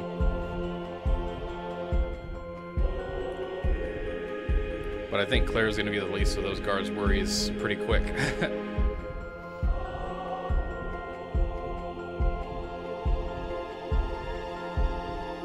Yeah, I'm seeing this new, like, crown icon. So that determines, like, who's chatting the most or something. Yeah, Doom Metal is the #1 chatter. They're called top fans. Doom Metal is #1 with 300 experience points. What does that make you, level 5? If you're Dart. Cychronix is only level 2. He's only got 25 XP. Is that even level 2? It might be level 1. It's pretty low. Come on, Cychronix. But yeah, so that's another piece. I was told to read those 3 pages, so that's all I'm reading of it. But I'll be making these available on the website in a little bundle package after the stream is over.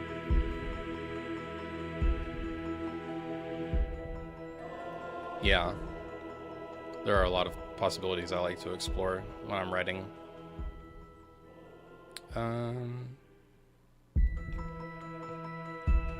So what else do we have? We have... I've read this one, I've read this one, I've read this one. I have one more. Okay, we have 2 more write-ups and 1 more image. So I might do a little more gameplay, find another FMV to run through or something. And I want to check in on how the real-life moon is doing as well. I can't broadcast that here, but...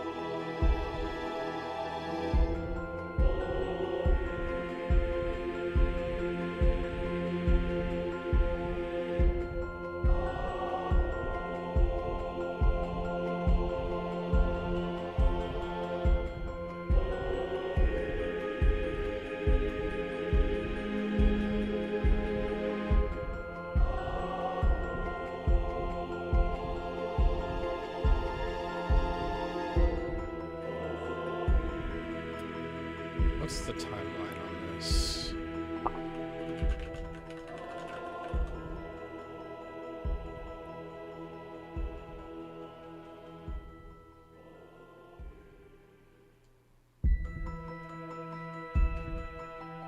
Oh, that's where it is. Okay.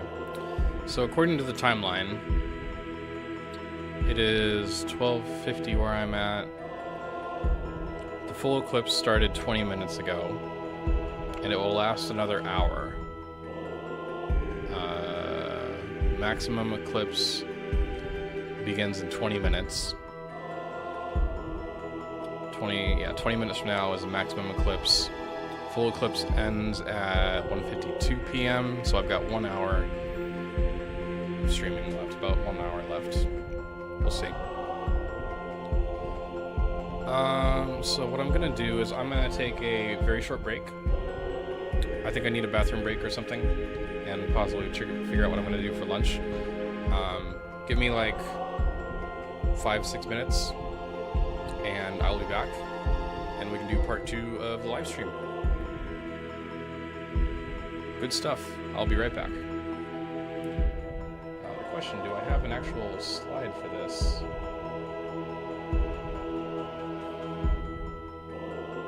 I do. Okay. We'll do that.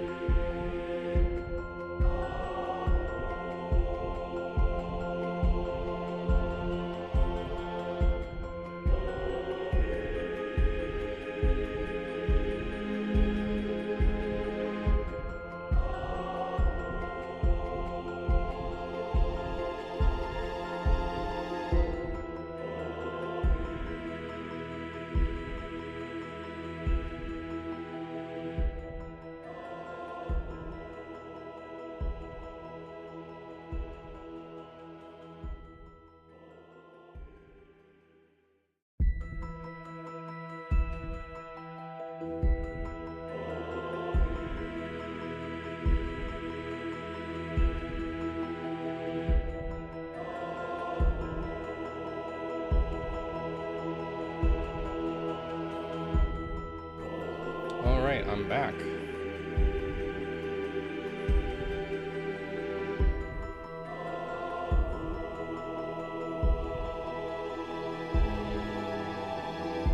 There we go. Hi, I'm back. I'm here. I'll put it back on the regular music rotation now for a little bit.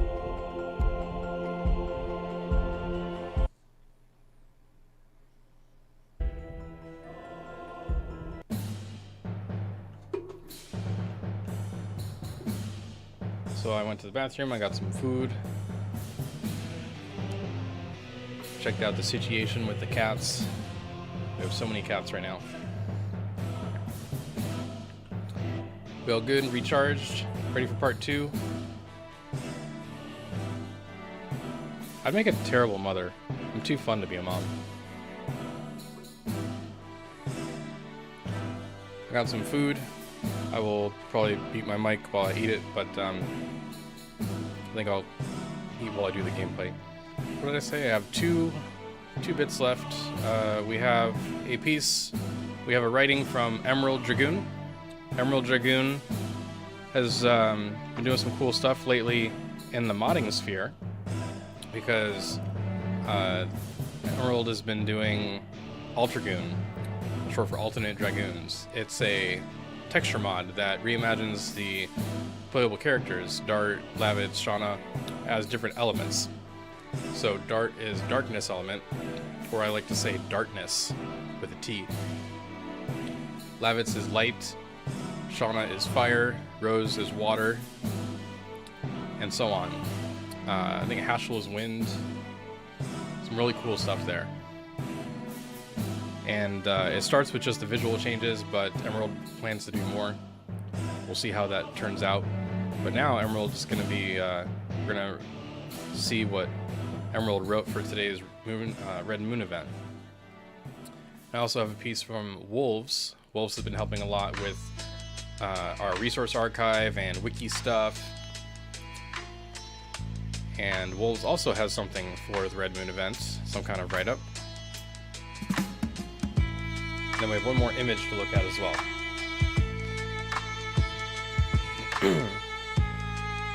So I'm probably going to play a little more because I'm really hungry. So I'll eat while I play. We'll do some moon stuff in game. And then after I've eaten a little bit, I can read those text things and show the last piece of art. So we'll do that. So we'll go back to the game.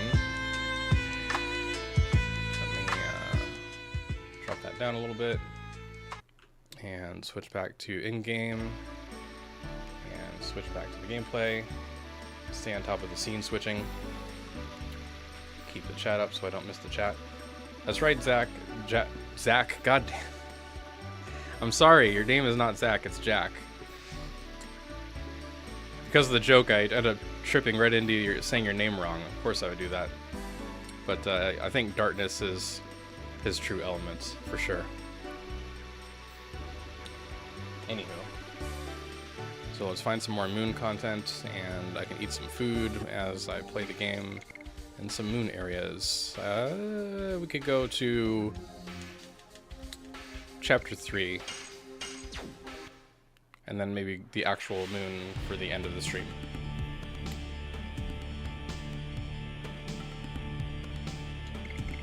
And I want to thank you all for being here for the event today. I appreciate it.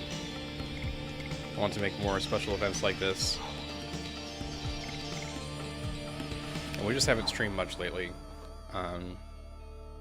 You know, Corey and I have been busy for various reasons, and I know we want to get back on top of things, do a lot of cool stuff. I'll just pull from my usual file.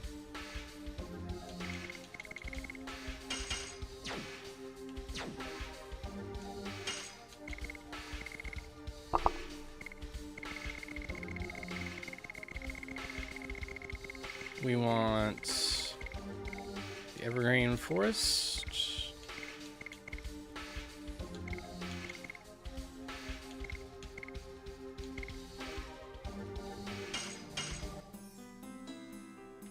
How to get to Denningrad. Can you tell me how to get to Leningrad Street? How to get to Leningrad Street? It doesn't make sense if it's a street. It's a whole entire town. Oh look, it's Congo. Congo's so big that even when you're zoomed out, you can see him on the map really clearly.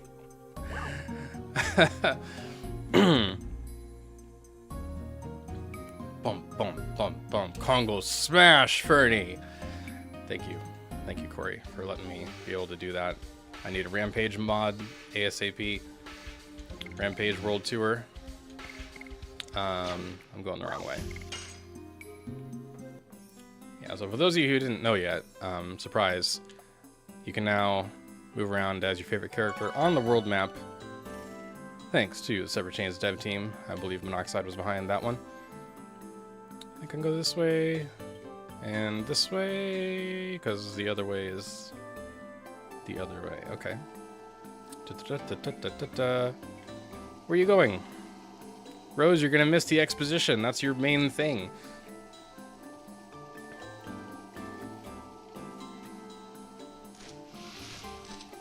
That's right, Jack.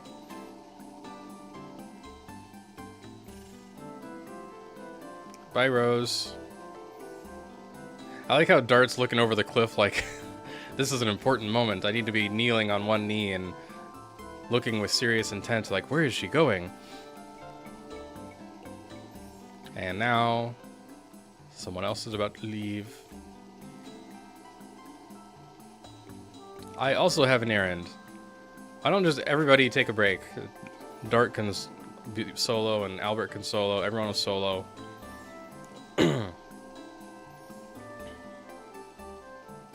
See, they should be asking, like, if you're visiting your parents, why don't you just come with us to the town where your parents will be? Because, like, there's no other areas around here where people would live, right? Right? Certainly not in a secret forest community.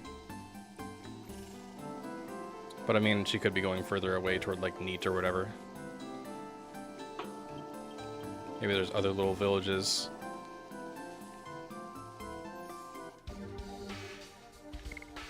Oh, no problem. Still have Congo as the main character.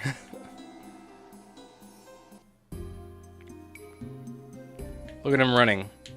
He runs so good. I love his run. Big arm movements. Okay, let's go. Leningrad. And I'm gonna start eating now, so I'll mute my mic. And y'all can enjoy yourselves in the chat.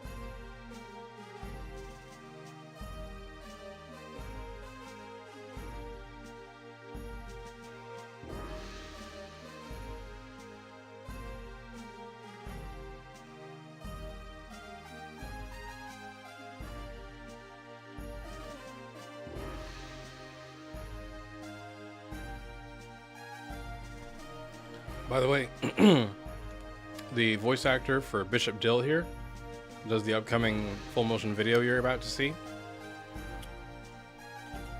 I'm in contact with him.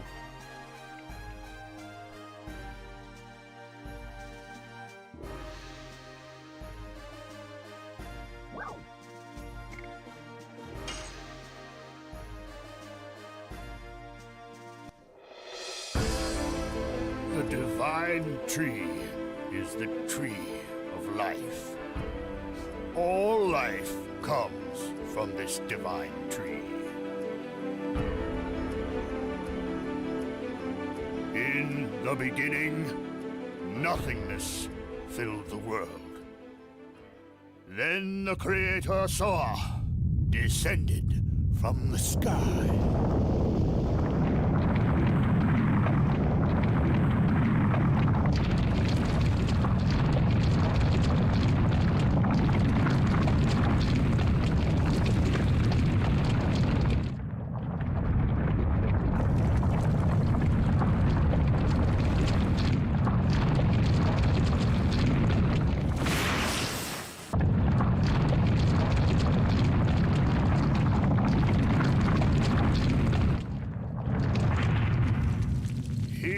And his followers created the world. In the end, Soa sowed a seed on the earth. The seed soon grew to be a great tree.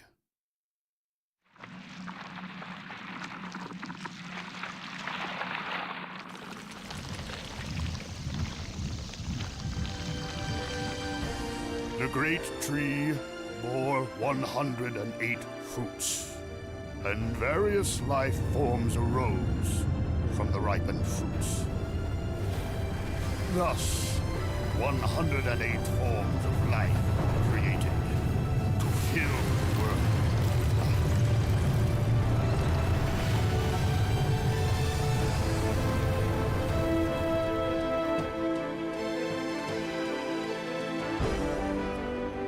The divine tree completed its role, but the story says it is still protected by the signet of Soa.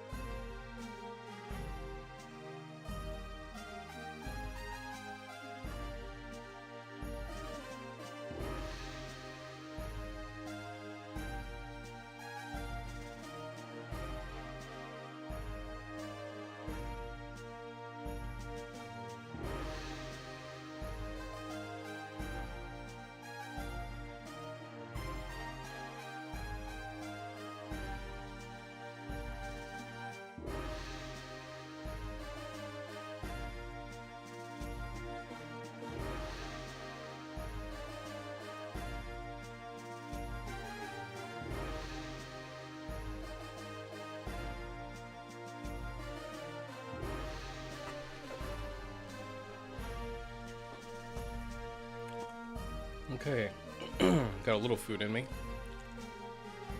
Hello, Keys Kitchell. I'm not sure I'm pronouncing that right. Keys Kitchell. The upscale backgrounds are in great demand.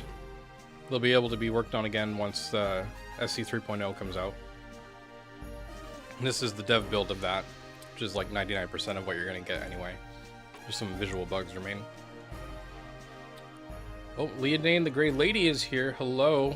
2 hours late, but not too late to see your submission go on the screen. Yours is one of the next ones coming up.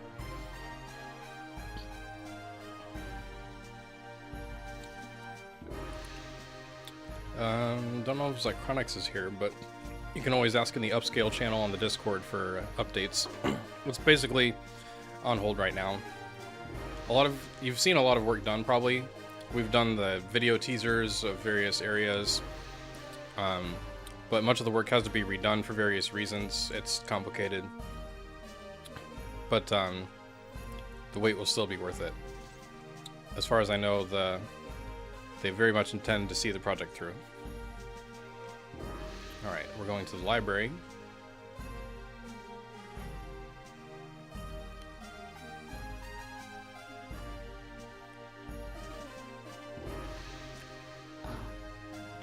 Oh, that's not the library.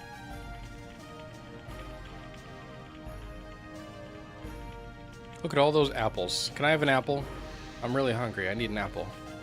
You have more than you need. Share with those. Share with me.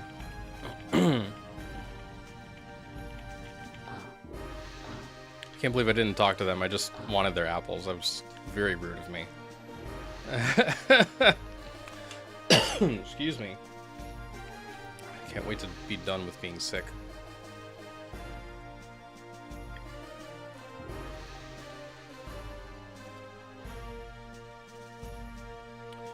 Yeah, so Jack, about the lore, it's kind of fuzzy. We know that it's at least life forms that are as simple as fish or simple animals. Don't know if it goes lower than that, like down to plants or not, but we can somewhat infer. We know the planet was barren, and then Soa terraformed it. Like, you wouldn't say grass is one of the fruits of the divine tree. So they presumably terraformed it, and then more complex life forms, living things that aren't plants, came out of the fruits. Animals, humanoids, whatever random thing.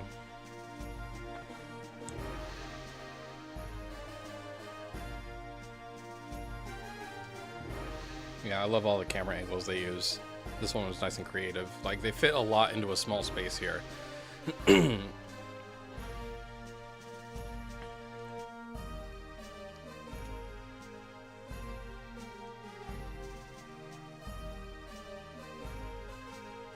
We pillage chests and houses wherever we go. I think they can keep their apples. I was really hungry. I just came back from the intermission. I needed a bio break and some food. So I was eating while doing a little gameplay. And after some more moon-related gameplay, we'll go into the final submissions of the day.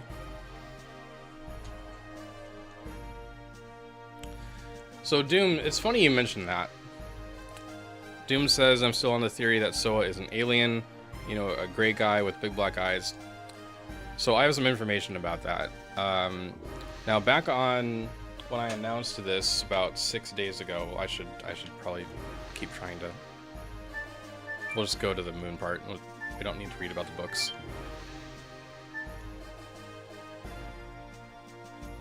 Doesn't seem like I'm done. Come on, I have to talk to everybody. So basically, let me activate the auto thingy.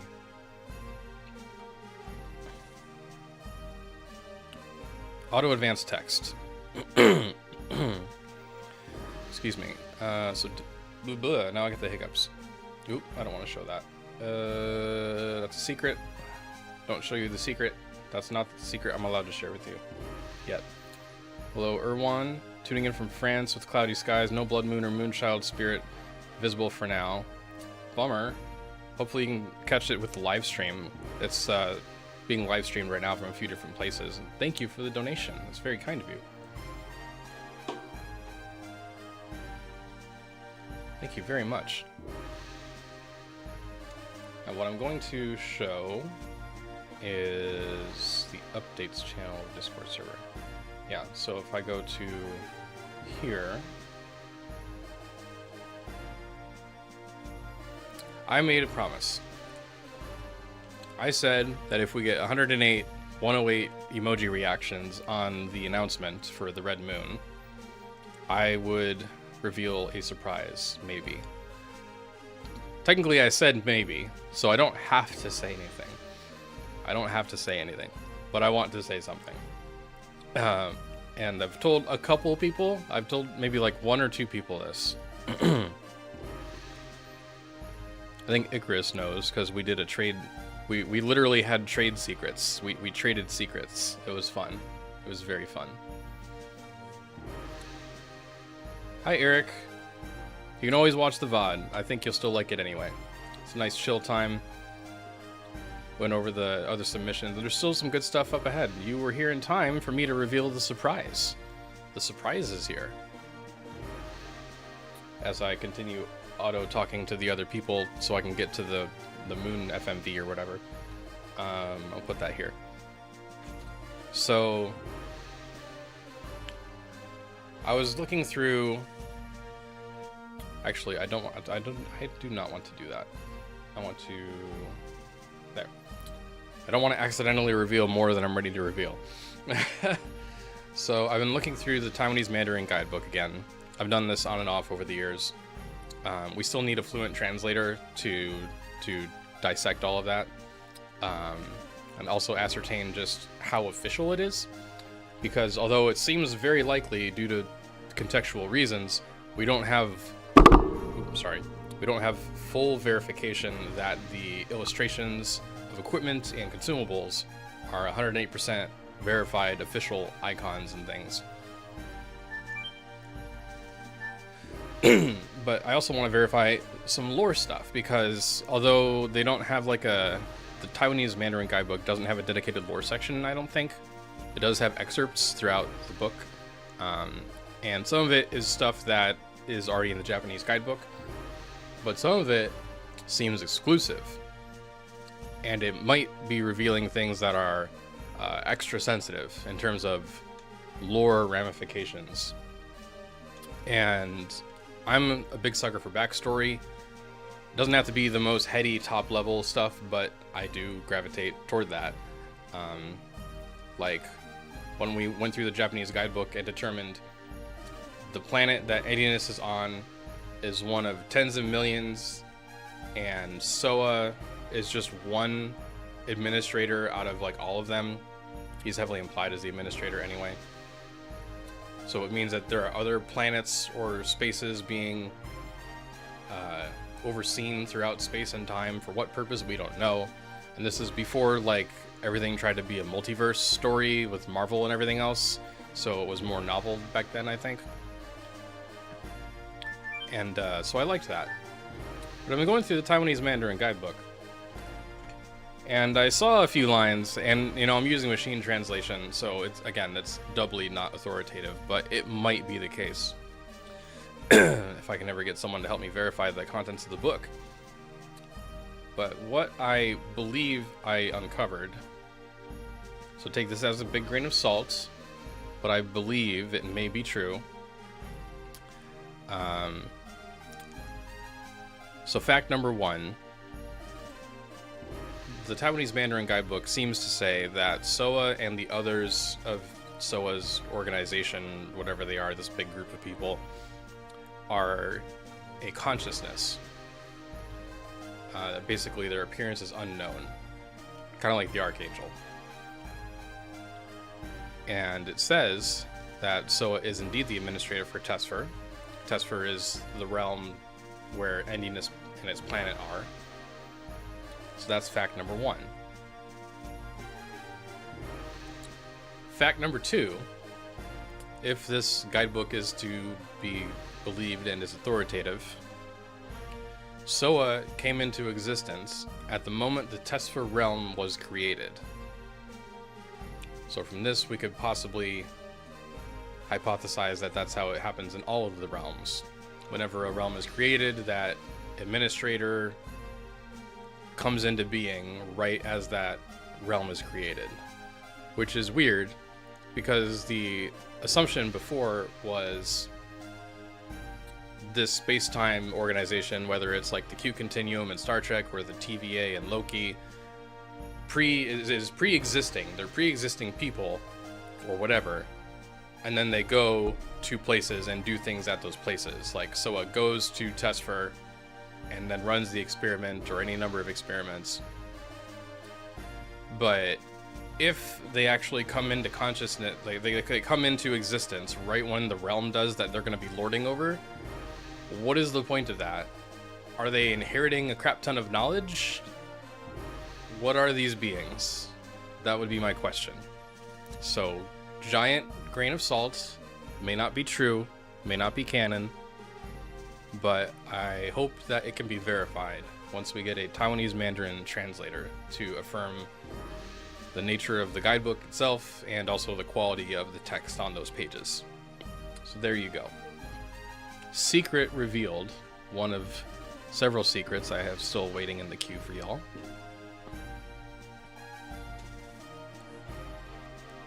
The Japanese guidebook does kind of make that will Soa or won't Soa return to the planet? Is Soa just testing them? Or does Soa actually want the plan to go through? Like, we don't fully know. That's part of the mystery. Are they winging it? Yeah. It's like, okay, I've been in existence for a few seconds. Here's a planet. I'm going to terraform that one. And here's another planet. I'm going to terraform that one. But I'm only going to put a tree on one of them. I want to see what happens if I just leave this one with grass. Grass planet. Which would be weak to, like, a fire planet if I'm playing Pokemon. But then over on this planet, it's just every multiverse copy of Batman on one planet. Planet Gotham. And then over here we have LOD. I don't...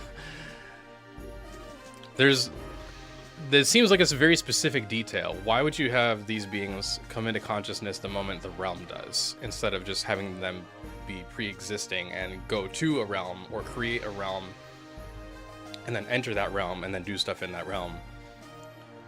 But the power scales are just wonky to begin with. Like, although part of LOD is realistic compared to anime stuffs, it's still very much a high fantasy game, and there's a lot of, like, identity crisis going on there between the realism and the high fantasy, because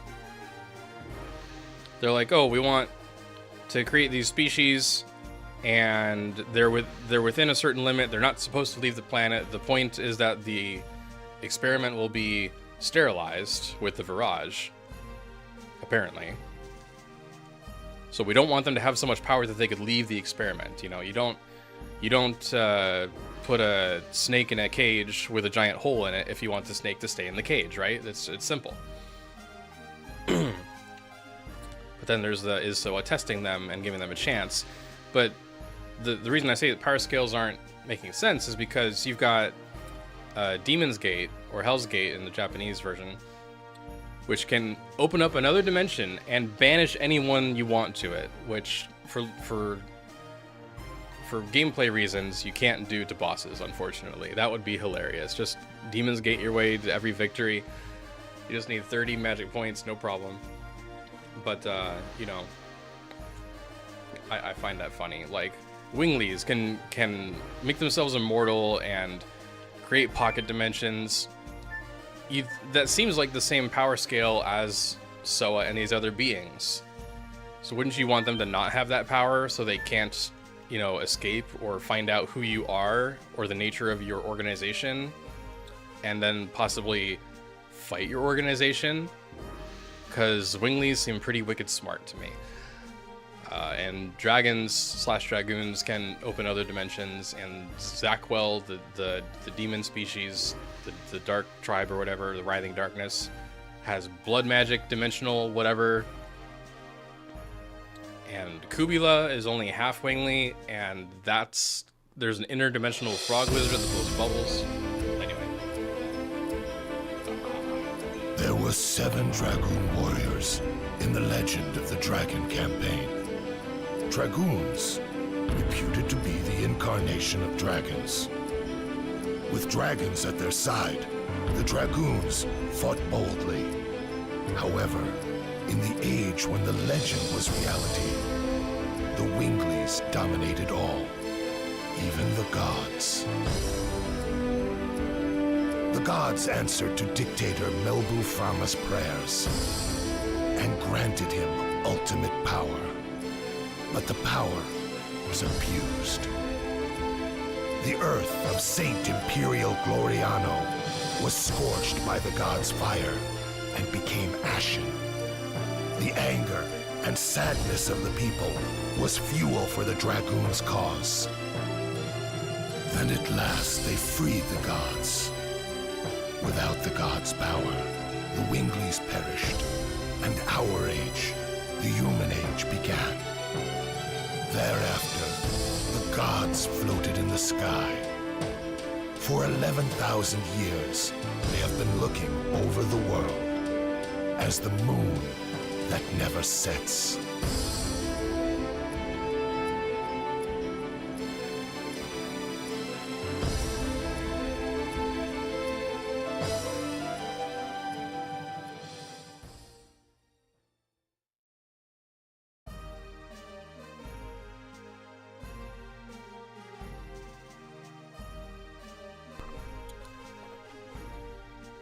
Alright, that's one FMV. And then we get another one back to back.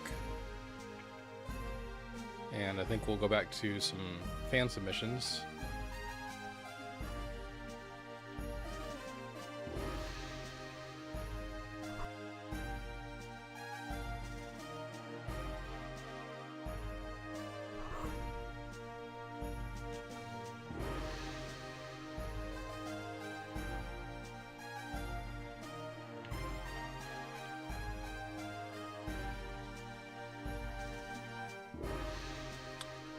Guess I can't use that one. Okay.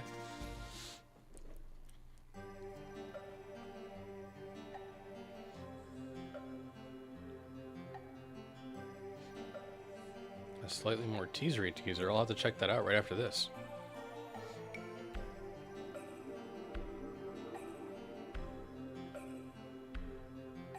Yeah, the gods thing is kind of funky. Freeing the gods without the gods' power. The Wingleys perished. I think that just means that the Crystal Sphere was destroyed. The power of the god, aka the god of destruction. Not Soa god, but god of destruction, Viraj god. So it's probably just alluding to, you know, answering dictators Melbu Frama's prayers means they harnessed the 108th soul into the Crystal Sphere. Freeing the god destroyed the Crystal Sphere. That's basically what it's saying. No thanks, I wanted to say yes. Alright, one more FMV.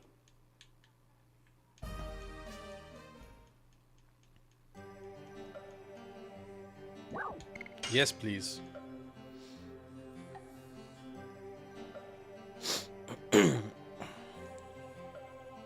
That's an interesting idea, Kyrie. Why did the gods create him? The Black Monster. He appears in various legends as a demon who rebels against and devours the gods. An evil plague that rejects peace in the world. The god that is the moon that never sets. The moon that never sets glows red every 108 years. It is a sign that a herald will be sent to Earth. The herald is known to us as the Moonchild. The legend says the Moonchild revives the gods on Earth and purifies the world. The Black Monster abhors, hates, and despises it, and kills the Moonchild. This sad karma is endless. This god stays forever in the sky, and the world is in never-ending chaos.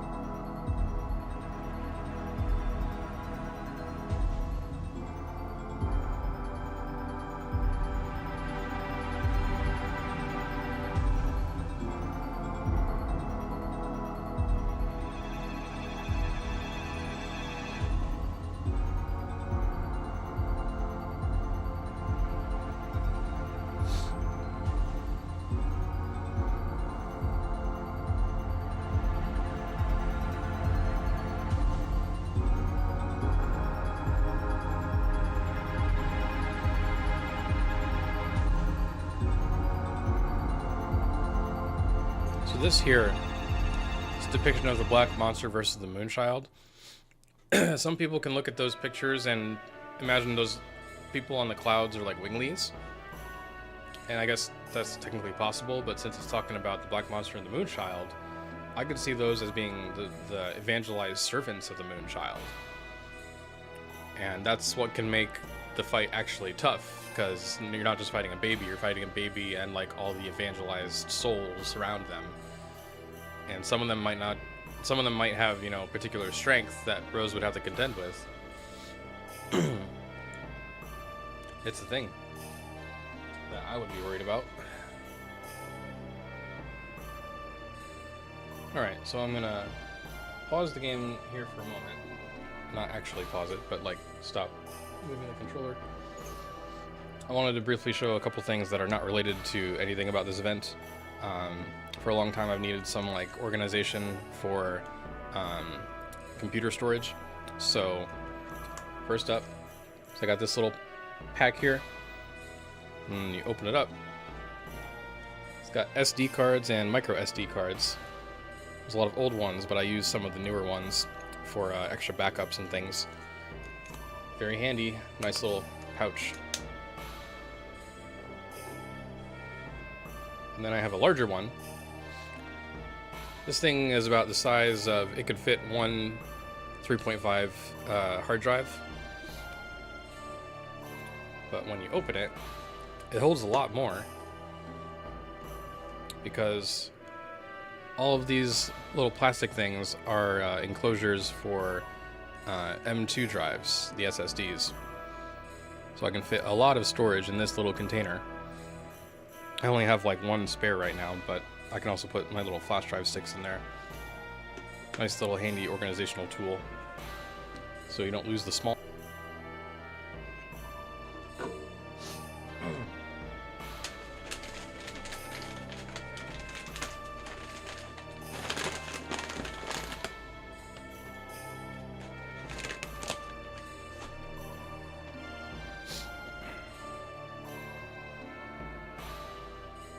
Yeah, it revives the gods, exactly. Super creepy.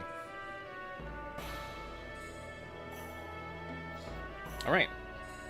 So I think to this music, I can go into the final submissions for the day. I got 2 readings and 1 picture, so I'll do a reading and a picture and another reading. If my voice will hold on.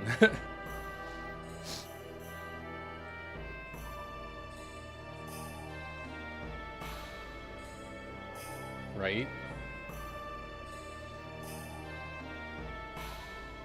Okay.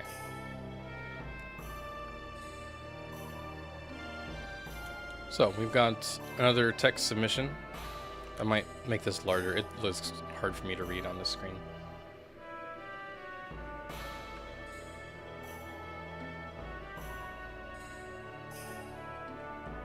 And make it Verdana.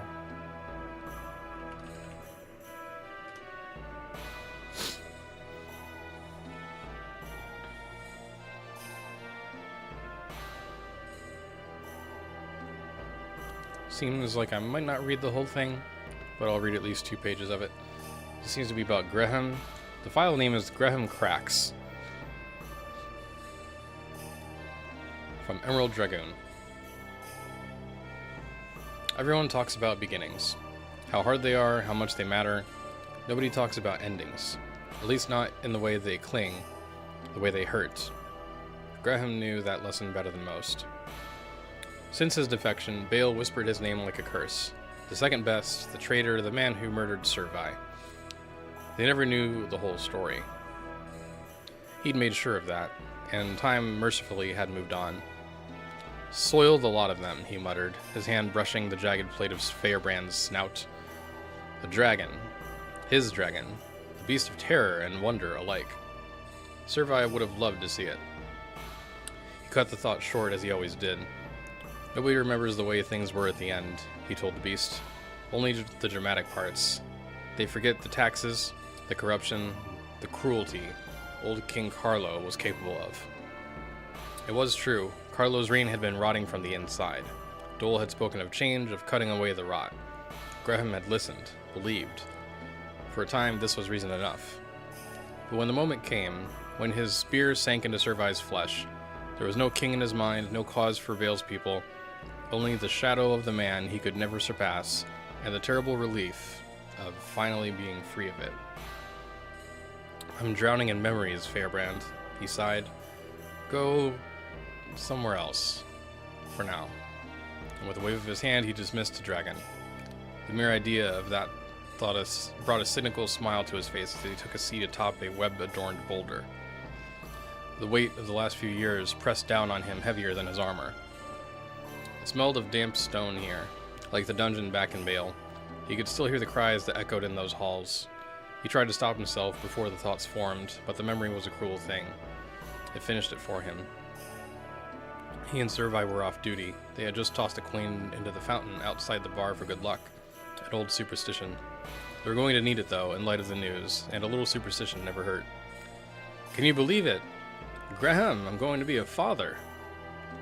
Can't believe it any more than the last 7 times you said it, Graham teased, but couldn't fight off the smile from growing. That poor child. Servi laughed harder and slapped him on the back. Poor indeed to have a godfather like you. Truly, I don't know how he'll manage. Oh, it's a he, is it? What makes you so sure? He froze as the realization set in. Wait, godfather? Me? Servi, that's... Are you sure? He was no good with kids, never even gave the thought to having one of his own. Of course, few women ever paid him any mind to consider it in the first place. They'd only talk to him about Servi, never seeming to care that the man had been married for years. There are 3 more pages. Then the scream. Maybe I'll just hold it right there. Then the scream. Give y'all something to look forward to when I post this this content on the website. That's some really good storytelling. I like this a lot. I think it'd be cool to have little like mini stories, mini campaigns focusing on, you know, Lloyd's journey or Graham's journey or Linus's journey and what all that ends up entailing and how they weave into the main plot.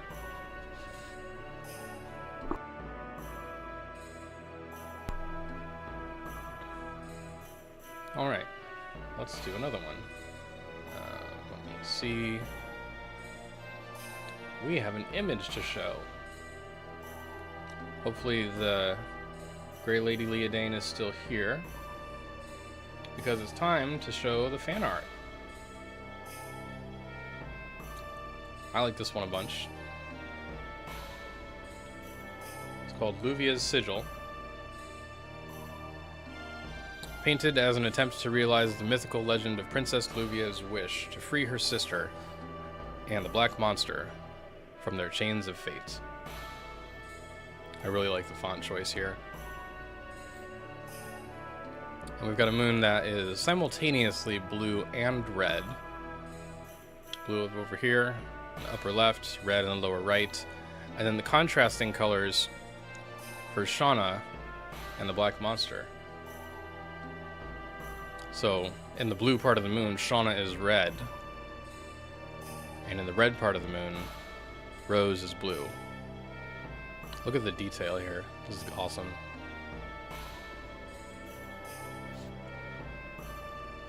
Luvia's Sigil. Very freaking cool. Like, this should be a poster.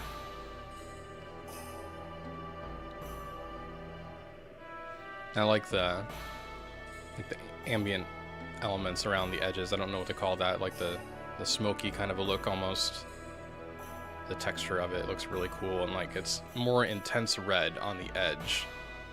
It's like a duller red on the moon and then an intense red around the moon, which is very cool. So thank you for submitting this piece. It is very, very good. This will be included in the fan art / writing package that'll post in the news either today or tomorrow. Within the next 24 hours, I'll get this all wrapped up, and y'all can download it and look at all of this stuff in full. Right, Jack? I just said it should be a poster. It's so cool. Like, I kind of want maybe the rose section or the whole moon as like a Discord sticker or something. So much cool here. Everybody did great today. I've got one more. Okay, I'll stop. So everyone thank Leah Dane for this piece, who is in the chat now. And I will pull up the next one.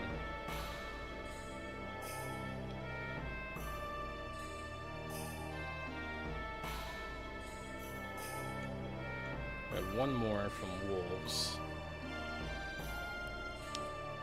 Dang, people want that poster. What a high compliment, Stacy. Alright, we have one. I can't read that. That's too small for my eyes. The downsides of a 4K monitor, I guess. We're gonna embiggen the text, because I am known for embiggening things in Legend of Dragoon.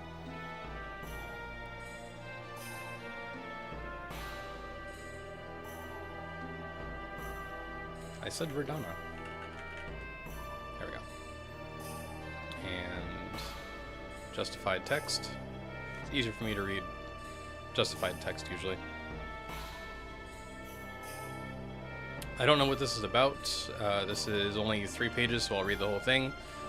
But I already know it's going to be a great piece because it starts with the 2 words writhing darkness, and even though it's probably not talking about the species, I'm going to pretend that it does because I have a obsession with Zakwell and that whole species, and I really wish that I could know more about them and like play as Zakwell and everything.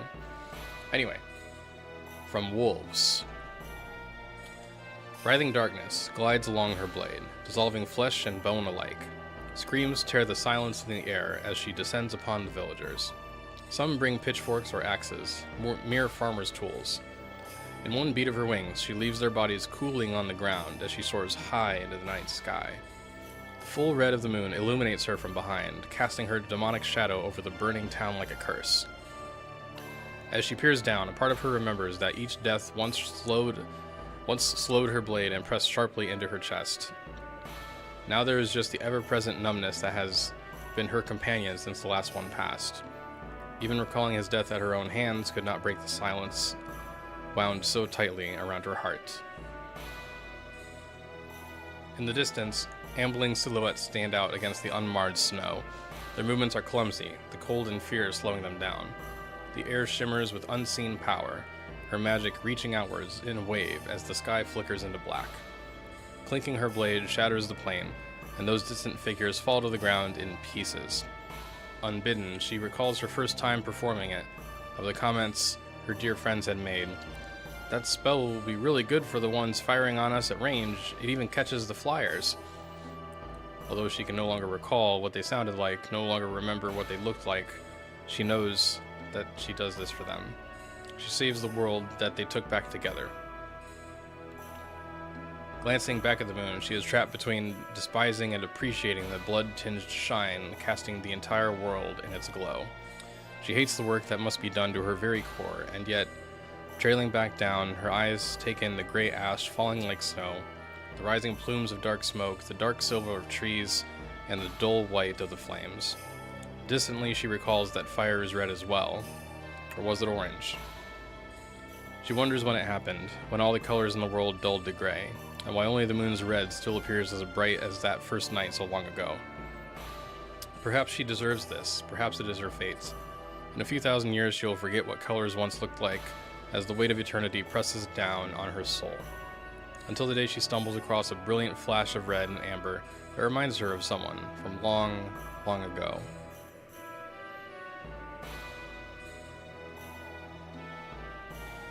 That's powerful. That is so powerful. Rose's story right there. Credit to Wolves for writing this piece.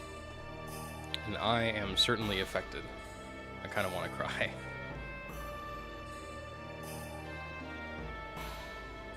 Why not just zoom in? I mean, you know what?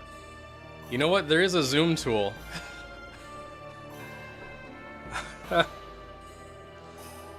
Thanks for making me feel smart. Oh, I appreciate that. I do things the hard way sometimes, because sometimes the hard way is the easy and obvious way for me.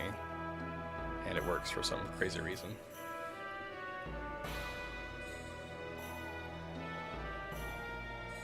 Thank you all for the suggestion to just zoom the page.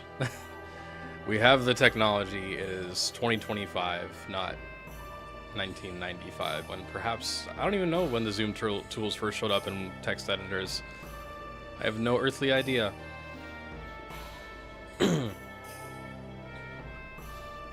It's just not a Dragoon Global Fandom video without an embiggening. I appreciate that. Gotta have embiggening show up once in a while. I'll never forget my first embiggening era. That was so awesome.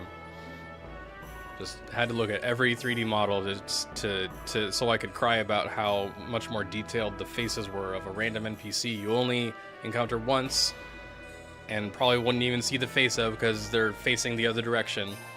While the main party you always see has like the most low-res and undetailed faces possible, to the point that one of them doesn't even have like a nose or like a mouth or something. It was awful. But we discovered so many details and secrets through that. And now we can embiggen text of the powers of computing.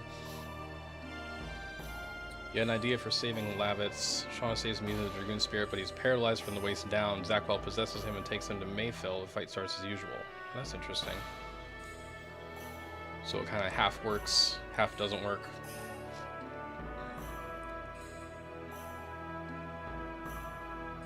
If a remake ever happened on the scale of FF7 Trilogy, I'd love to see it embellish and expand upon lore bits and minor characters like Luvia, perhaps meet her spirit somewhere. The spirit of Bebe, who was only alive for a few days. That would be an interesting encounter.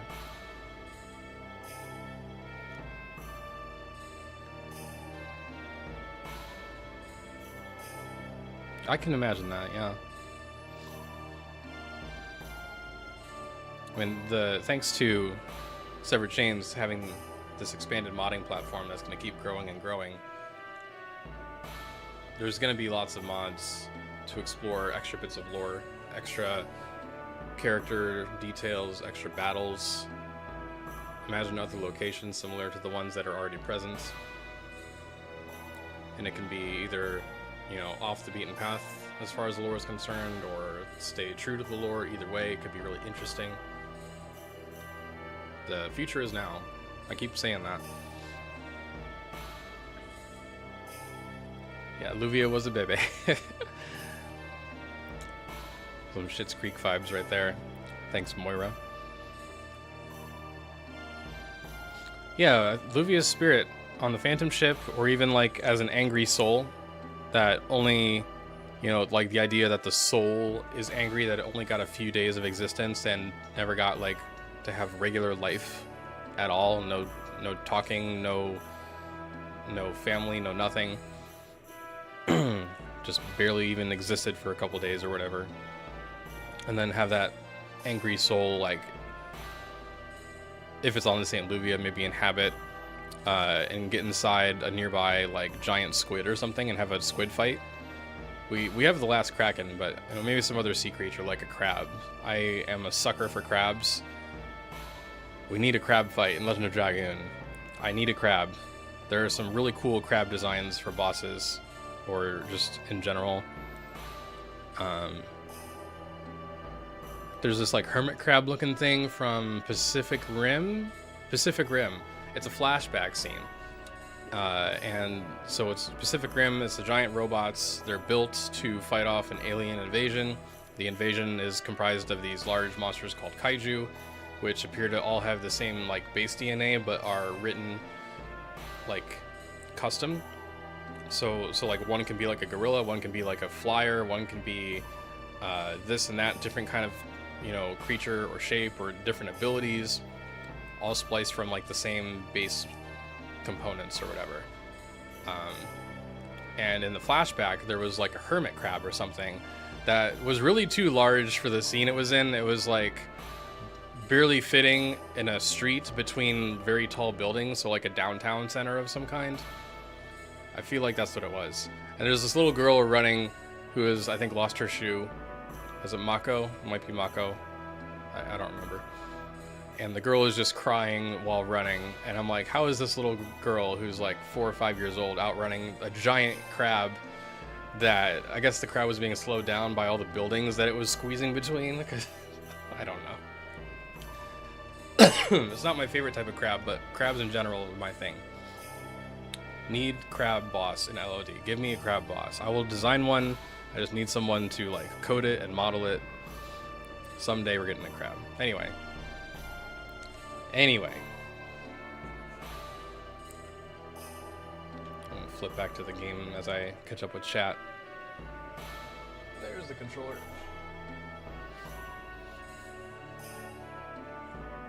Part where Dart realizes he's been traveling with his granddad. I mean, in the story he didn't know it yet. So it would actually, I would think it would be cool to see them, you know, catch up as friends and not realize they are actually related, which is dumb. You think that would come up in conversation, like, wait, I know that lullaby too, and they would just have the conversation. How do you not talk about that? But whatever. Either way.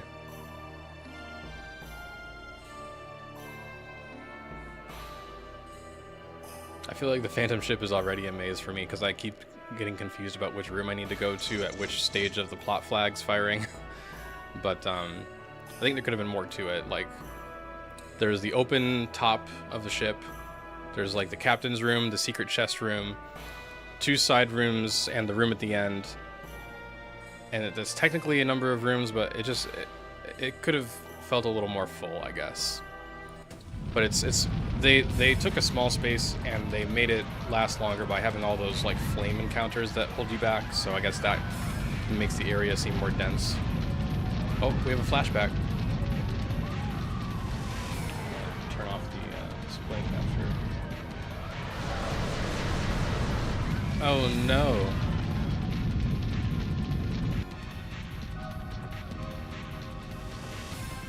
Why does Luana's mother have more facial detail than the main party?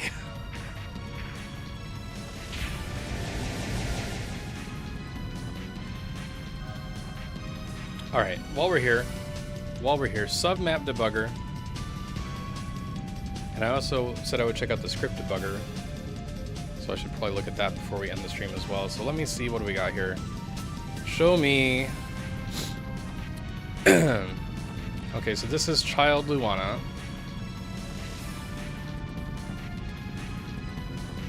Can't quite see the face, but if I pull up the animations, Luana does have a face. And her hair used to be more bluish, so now it's purple. Oop.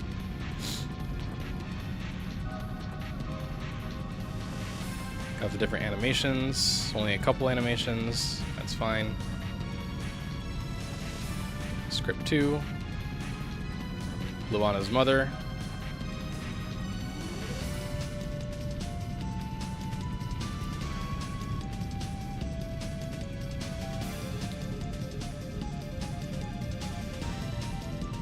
And where's the black monster?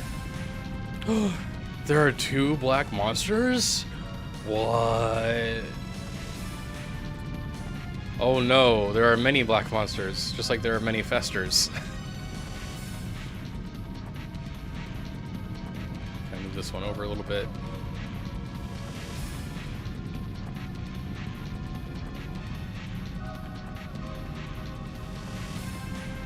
It's hard to make out the object.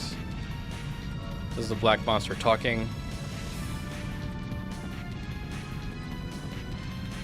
Black monster talking or moving the hands. Not much, darn. I was hoping for some juicy secret animations. Oh well. That's okay. What else we got here? That's like a shadow. That's like the shadow of the wings.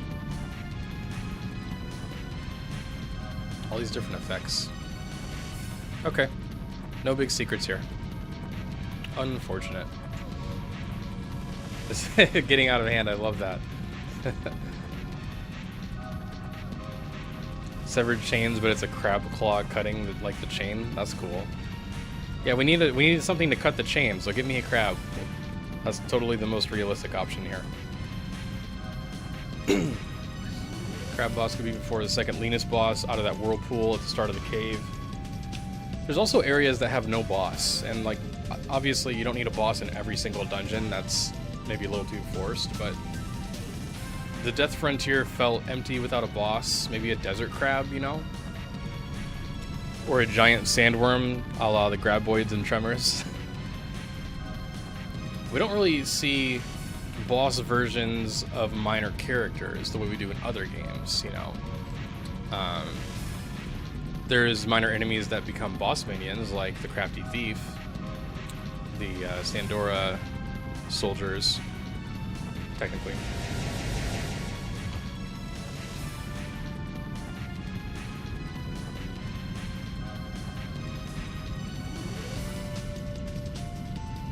So sad.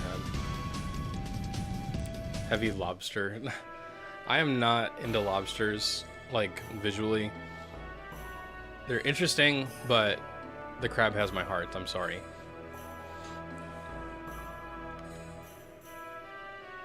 But wouldn't that be a weird, so LOD has back-to-back boss fights, you know, Virage into Firebird.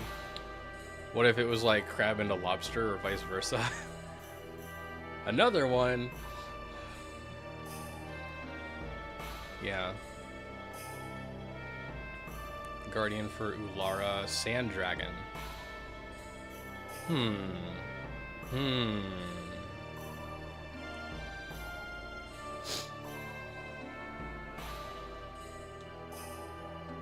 There's a live stream in Dubai.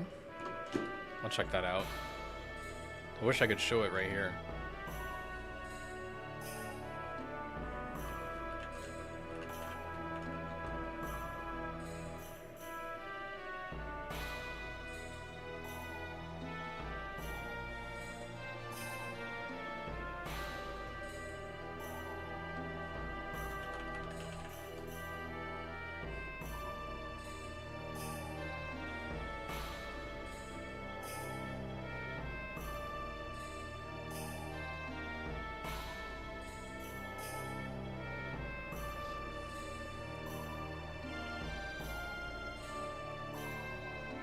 Diaz should be a boss.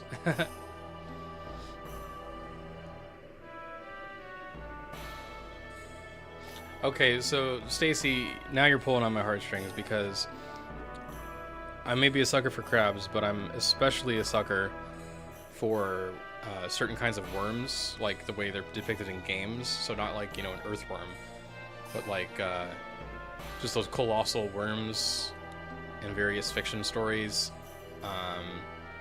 I think I've seen one of the ones from Dune. It's some kind of like Leviathan-sized thing.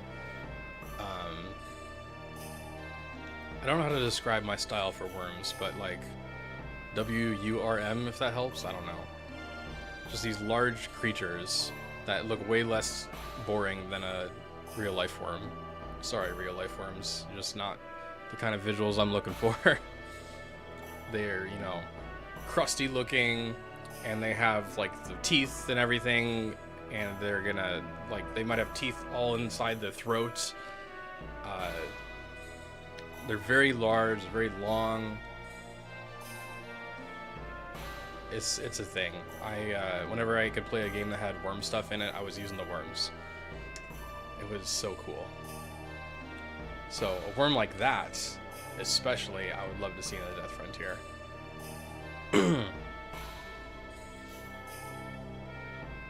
Anyway, worm and worm. Yeah, there's a Y one, not the earthworm Jim worm.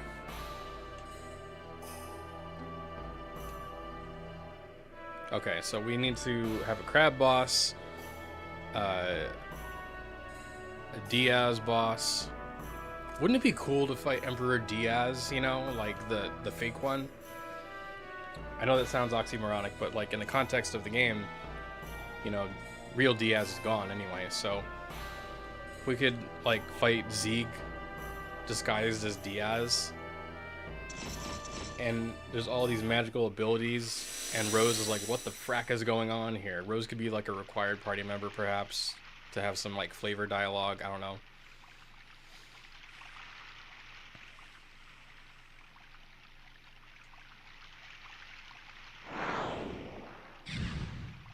Fireball.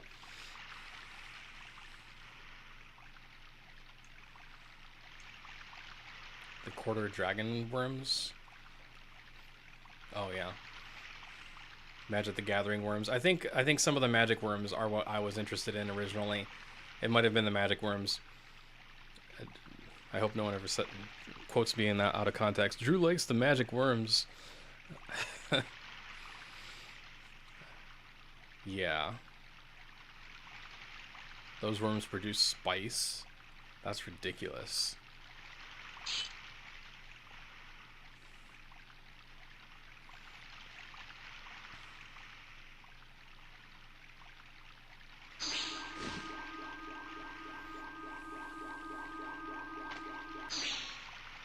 Desert axe for Congo that causes fear. Giant man wielding worm axe. Ooh, oh, all these ideas. I gotta write all this down. It's a good thing I have the chat replay thing active so that the chat is saved. Well, Guaraha, it's a bit of a mouthful to pronounce. I like the name, I just wish there was a better way to pronounce it. Guaraha. I can't do it. It's a lot of effort. But to Guaraha's credit, he has a face more detailed than Maru and the rest of the party, so validation. I'm a huge sci-fi fan. Like, that is my home space. Science fiction in general, spaceships, outer space, aliens, creatures, all that good stuff.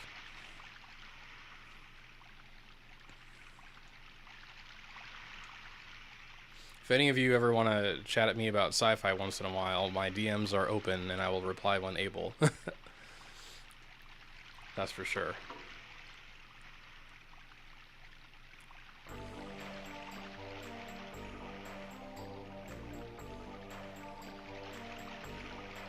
Look at this.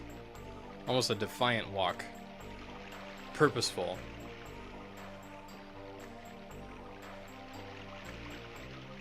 A pretty good run animation. Look at even the bow in Maru's hair is animating. That's attention to detail right there. We didn't upgrade that.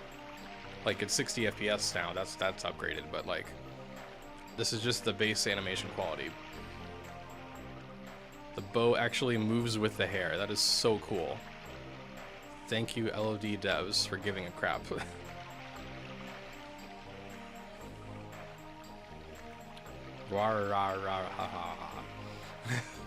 I should just say it wrong on purpose. I don't want to be cruel, but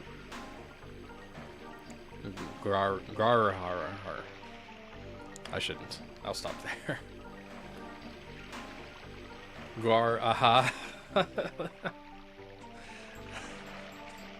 Okay, that was funny. Thank you, Jack. Thank you.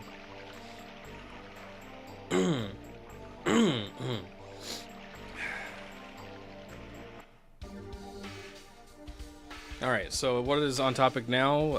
I don't know. Maru... The Maru that never sets. Because she's always hyper. The Maru that never sets.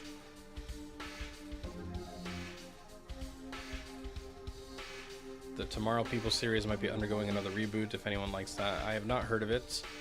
I have heard of the Tomorrow War with Chris Pratt. It's a pretty decent movie considering. Alright, I need to make sure I have mentioned all of the submissions for today's event.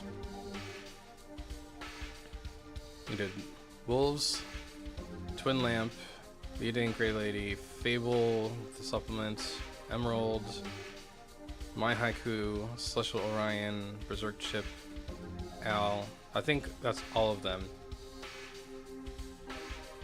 The Maru that never sits. There you go. You fixed it for me. The Maru that never sits. That's so cool. Have some adventures before, during the Wingly Dominion, some after the death of the embryo, etc. Yeah. There's so much we could do. And there's so much we're going to do thanks to the ever-growing modding API for Severed Chains. Now, two things.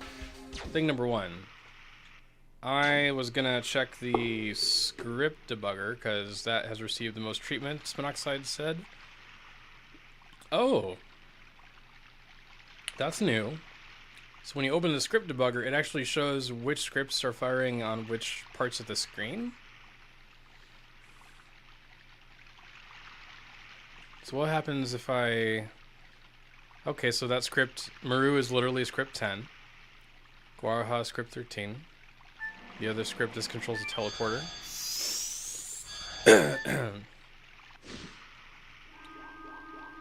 Whoa, look at all that data.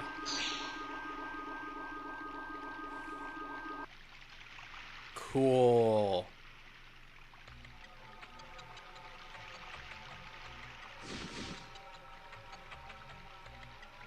You like to learn how the golden, violet, white, silver, jade, blue sea dragoon spirits got to their modern locations? Yep, I think about that a lot. It works in battle too. Thank you, Corey.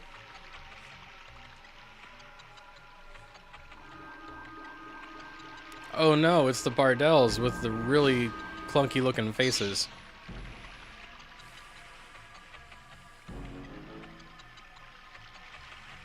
The younger Bardell, I think that face looks worse, but it's probably just a clone. That's right, Doom.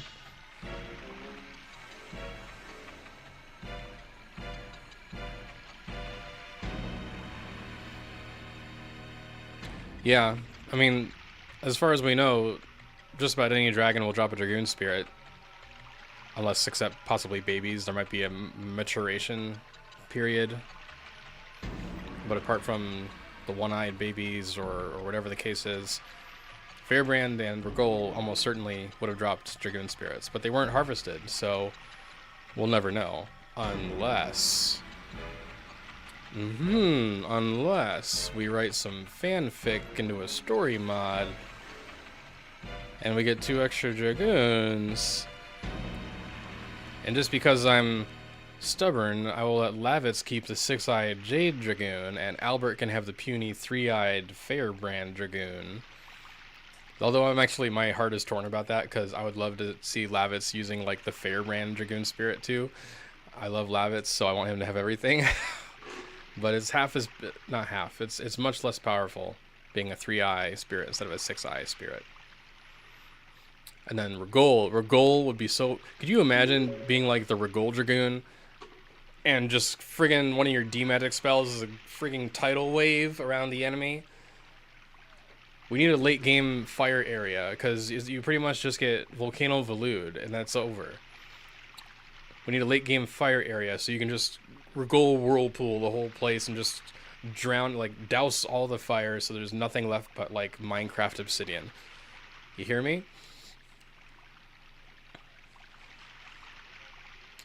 Thank you, Santo. I appreciate it so much. Thank you, thank you, thank you.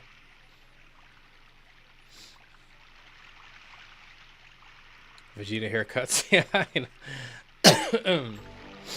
Yeah, it's basically Vegeta. We need to do a crossover mod, like Dragon Ball thing.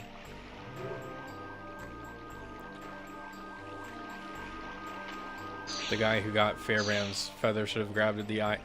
Okay, the mysterious adventurer with the 3-eyed Fairbrand Dragoon Spirit would be funny. Because then you're faking it till you make it, right? You're faking it till you make it. Like, oh, don't touch, it's poison. But then actually stumble across the Dragoon Spirit, like, what's all that commotion?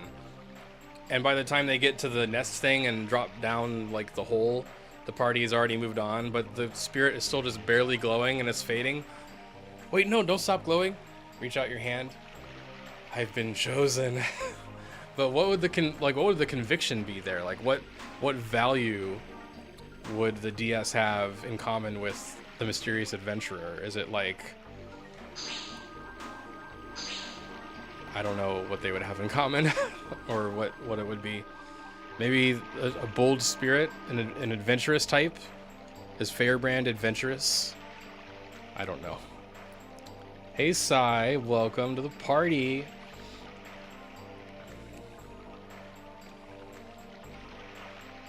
So if the Bardells go Super Saiyan, what color is their hair if it's already white? Alright, let's go into a battle with Maru, of course. Okay. Pop quiz thing, not a quiz, but first person in chat to give me a number between a number between 10 and 400. Give me a number. 10 and 400, give me a number. I'll take the first three.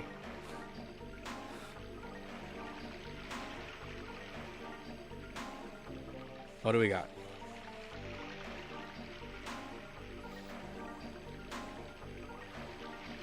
Number between 10 and 400.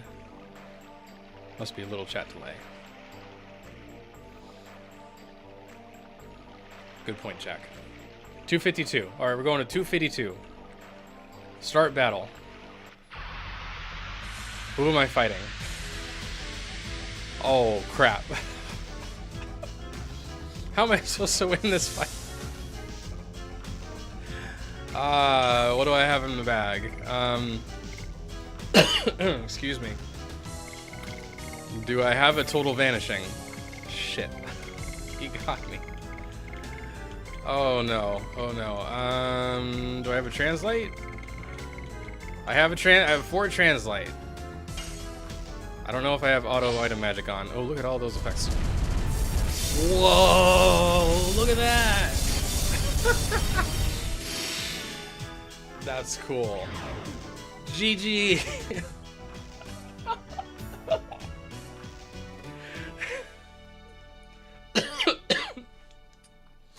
Oh my god, that was funny. Oh, that turned out great. Okay, what was the next number? 10. Monoxide says 10. What's number 10?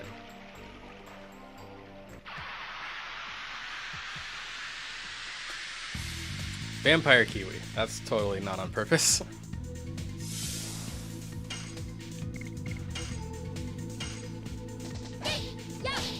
Oh, I couldn't even do the addition. Fail. Next. Keep going until I lose, right? I'll try a few more. That was fun. Next number, 375. That's probably going to be horrible.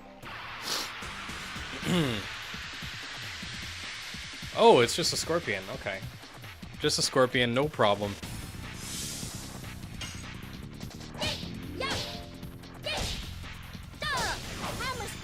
This data is so cool. I don't even know what's happening. Oh, one shot.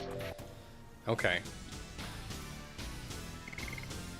250, which is right next to 252.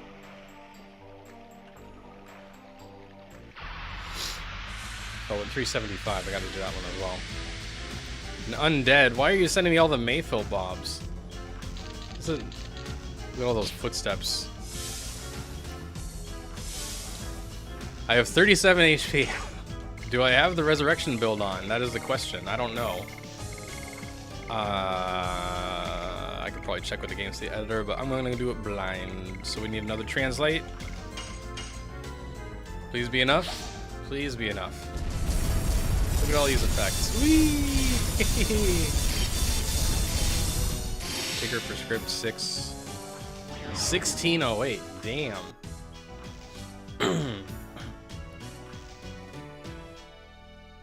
Also, I like the Mysterious Adventurer redemption story, Stacy. That's pretty cool. I think of that for my idea of a villain arc as well, like the whole LD story, but with Dole as the main character, basically, where he started out with a noble goal, got corrupt, and now needs to redeem himself. But even as he tries to save the world, he can't feel like a hero because you know, his corruption makes it impossible for him to feel good about it. So he's just kind of getting back to level rather than good. And there'd be complexities for the other characters like Linus and Graham trying to do the right thing as well. Alright, it was 375.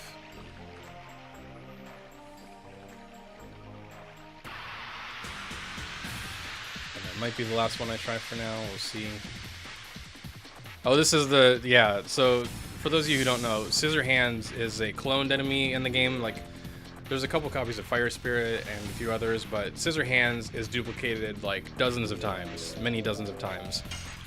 So it's probably just like the filler slash placeholder, or it was whatever. And some of them are actually closer to your characters. So you can see Maru didn't even have to walk up hardly at all, because it's so close already. Alright, what's another number? 299. That looks like a good number. 299 is a lucky number.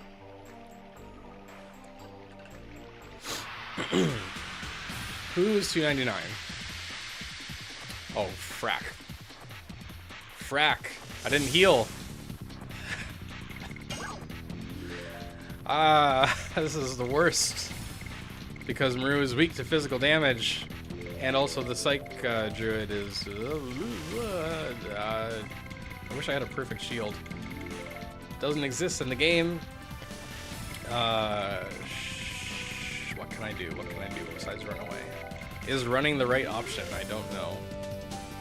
What element is this Mazel? Thunder? Maybe I'll do like a dark attack? No. Well... I don't know. This is bad. This is so bad. Y'all. This is so bad. Hopefully I got the resurrection build. Probably not. It's a random save. Woo! 134. I'm screwed. I am so screwed. Oh, oh no. No.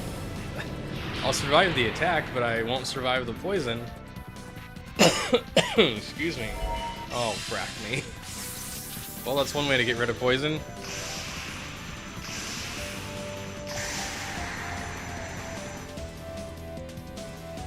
Yep, it's... Goodbye. Go to sleep. That was bad. I was wrong about 299 being a good number. Scissor Hands is the first monster. Yeah, there we go. I'm not doing all the numbers. I was only going to go until I got knocked out. Should have done 108.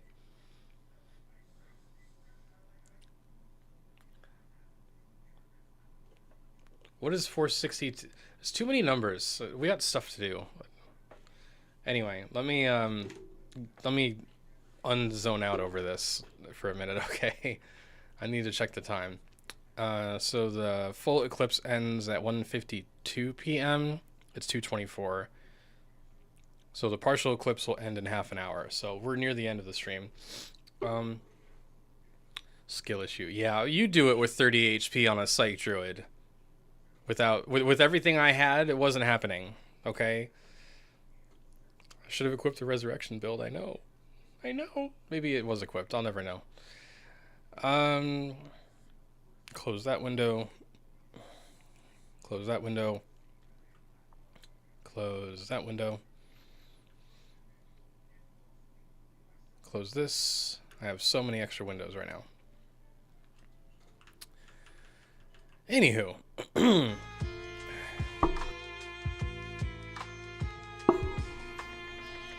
All right. Hammer in peace. Okay, so that was some fun. You should mod the game over texture to be "You died from Dark Souls." It sounds like an easy mod. I mean, just change the one thing to an image.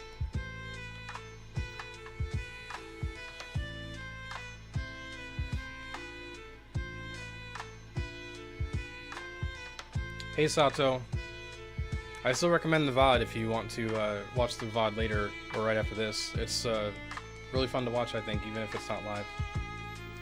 I'm sorry about the stuff not going quite so well.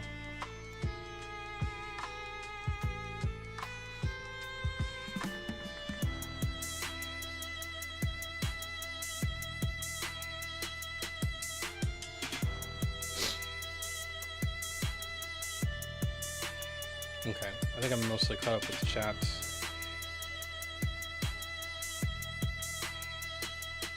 Imagine not having the perfect shield exist in your Legend of Dragoon. So for those of you who don't know, there's evidence of a perfect shield item.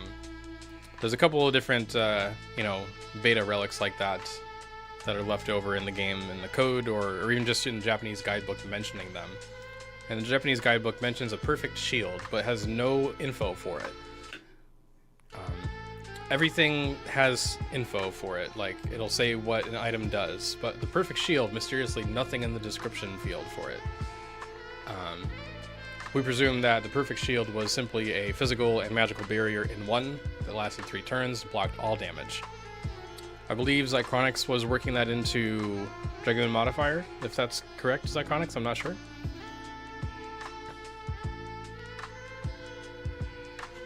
No sound. Is anyone else having a sound issue besides Santo?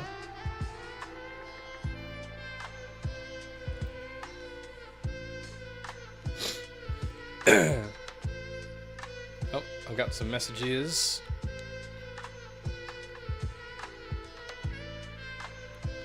I got a message from Orion. I like that battle a lot. Thank you for reminding me that it exists.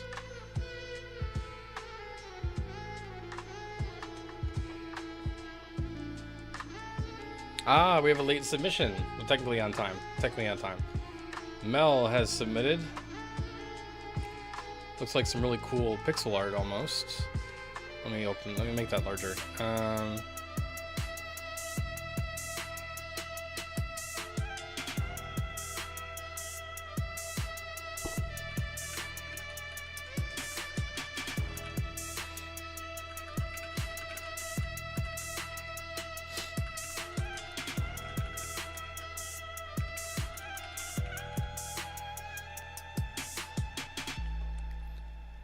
All right, let me, I think I can just, yeah, okay. Let's do display capture. This is a submission that just came in. This is from Mel. It's got the red moon in the background, Rose in the foreground. Good contrast here with the colors, I think. And Rose is kind of like highlighted in red, and that's kind of fun. Makes me think of like actual video game mechanics where like characters have a color highlight thing when they're selected. It's pretty cool. And the moon looks so cool. You can kind of make out the definition of those like dark streaks and everything, despite it being pixel art. Very good piece. Ah, yes. Sorry, Corey. I was catching up on the script debugger. Apologies. And then we got distracted having fun. I know you hate it when I have fun. Technically, you're on time, Mel. It's all good. It was short notice for the event anyway. This was more for people who wanted the challenge anyways. But after this, we'll be going back to longer events where people have more time to work on the thing if they want. This is very cool. Like, yeah. Every time I see fan art, I just kind of melt. There's not much I can do about it.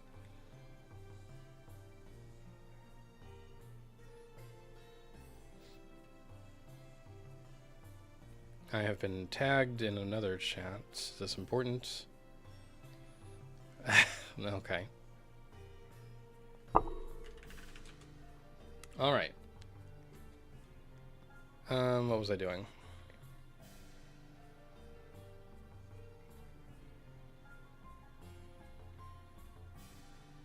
So we got the music playing. I gotta bring that back up to here. And we'll disable the display capture.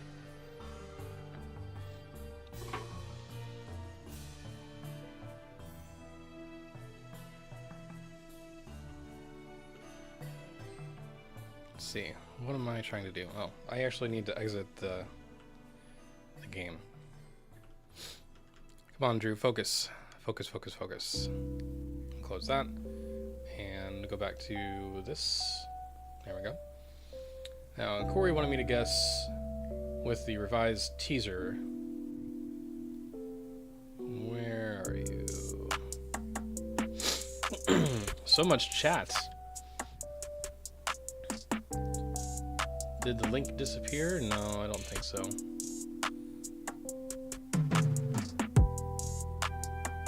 Skill issue, skill issue, skill issue. Your link may have disappeared. Do you want to DM me or repost it? Let me see. That's a Ko-fi link.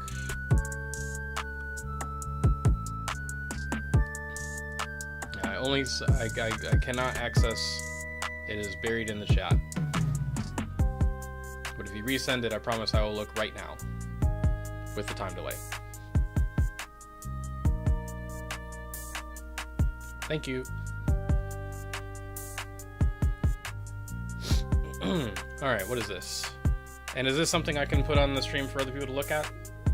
I mean, you posted in a public chat, so I guess it doesn't matter. All right. Let's see. We got items and equipment. Equipment looks normal. Items, you got blurry stuff. Got blank, blank, blank, premium blank box, blank, blank box. What the hell is that? Is it like... Oh, wait a minute. Inventory boxes? like backpacks in World of Warcraft or whatever? Where each backpack has like 4 slots or 8 slots or 10 slots. We're finally gonna have microtransactions. Yeah.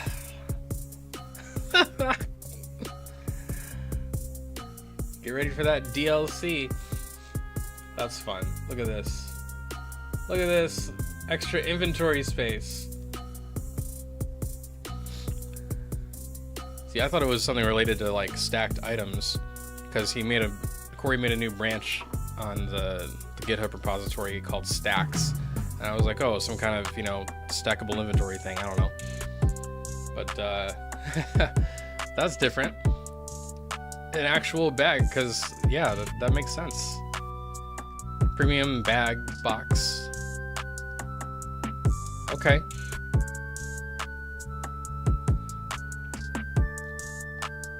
Looks more like a bag than a box, but that's fine. And they have durability? Did you create a durability marker? Oh, God.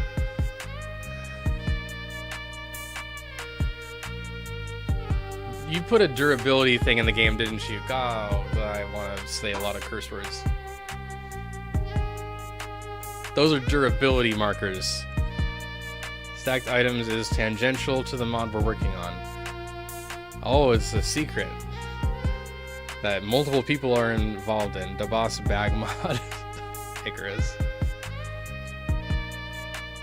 I bet I know something you don't know, Corey. Said Shauna to Dart.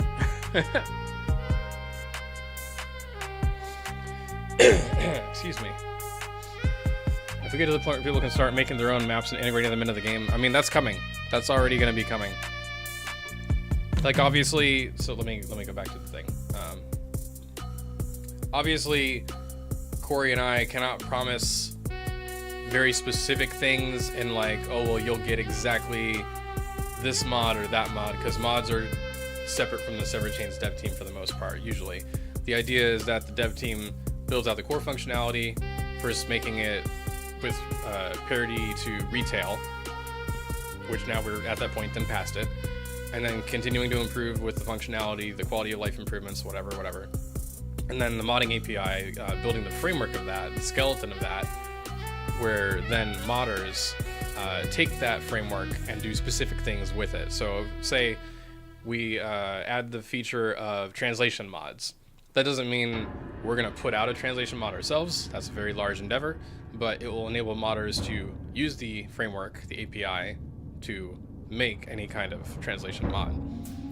So that's normally how that goes. But apparently, this is a little more specific, and it's coming out relatively soon.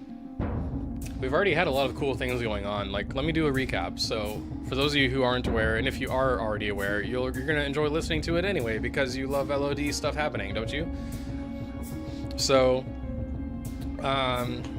recently. We've had Dragoon, so that's the texture mod that imagines the main party as different elements. Dart as the darkness element, Shauna as the fire element, Maru as like the earth element, Kongal as thunder, if I remember right. Rose is water. And that's really fun. And I think even the dragon summons are swapped at this point. I don't remember, I have to check. I'm also working on a secret project relating to that with Emerald Dragoon, who is the author of that mod, who also wrote one of those fan submissions today that I read to you. Icarus is working on a secret project. That's all I'm going to say about that. I'm working on a secret project, but I'm supposed to be talking about projects that already are happening. Icarus made a Stardust indicators, like a little glow will appear on the submaps, so when you're walking around as Dart, you'll see a little glow to actually tell you where the Stardust are, so you don't have to hunt endlessly if you just want a casual playthrough to just, you know, pick it up and move on, kind of a thing. We have the Iron Goon randomizer, which randomizes a bunch of stuff in combat. We've got the Battle Rewards modifier from Denny, which lets you adjust the XP and gold earned in battle up or down. I think Denny was going to look at doing drop rate adjustment, but I don't think that's in yet. There's lots of cool stuff happening lately, and that's with the fact that Severed Chains has just been stuck on this graphics engine overhaul for like the last year and a half, 2 years. If we did the modding API instead, there would be even more mods possible right now, but the wait is going to be worth it. Once 3.0 is done, this dev build is complete, it'll be time to expand the modding API again, and a lot more is going to be possible, such as script modding, so we can get new translations in, better English translation, better Spanish or Italian translation, because those aren't necessarily great according to the people who play them. New translations, like new languages that are never supported. So it's going to be a great time with that alone. And we've still got to do voice modding and custom battle stuff, multiplayer. It's going to be really cool. And now the battle music starts. Yeah, if you would like drop rate adjustment, go into the Discord server and tell Denny, I want drop rate adjustment. I would be so excited. I would love your mod so much. Offer $5, whatever it takes. Ask if Denny's got a favorite flavor of donut or something. But yeah, all kinds of crazy stuff's gonna happen. That's for sure.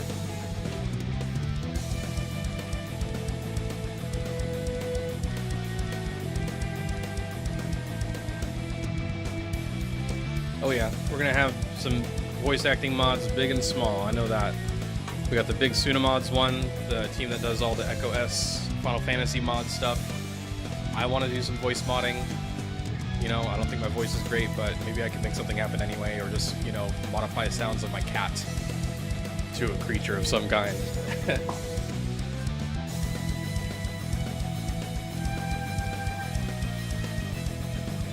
Alright, so let me think here. We're near the end of the stream. I just want to think a little bit, make sure I didn't forget anything. We went over all of the art submissions. We did gameplay about moon stuff. We did some goofy stuff in between. We had lots of fun. As the red moon comes and goes in real life. I think it's almost done now. You want to voice Kongo? You should. Voice whoever the hell you want.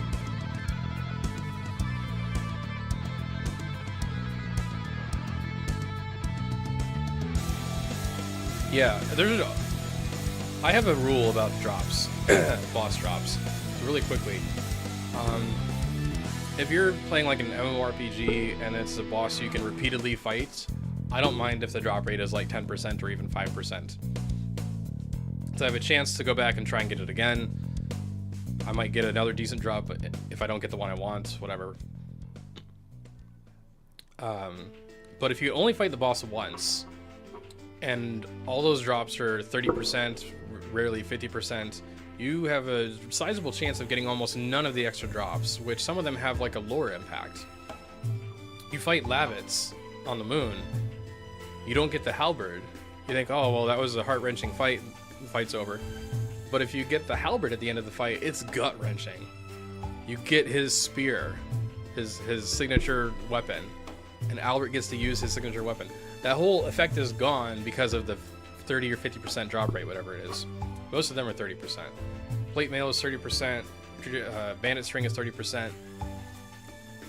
If you only get to fight the boss once, it just be a guaranteed drop. That's how I feel. How can someone sign up to do voice work? So voice modding isn't ready right now. The team will work on it when they can. Cyberchains 3.0 needs to get done first, then we'll go into the modding API for Cyberchains 4.0. That's going to include script modding. It may include other types of modding. That's up to Corey and the rest of the team. Corey is Monoxide, by the way. And we'll see what happens. But eventually voice modding will get in.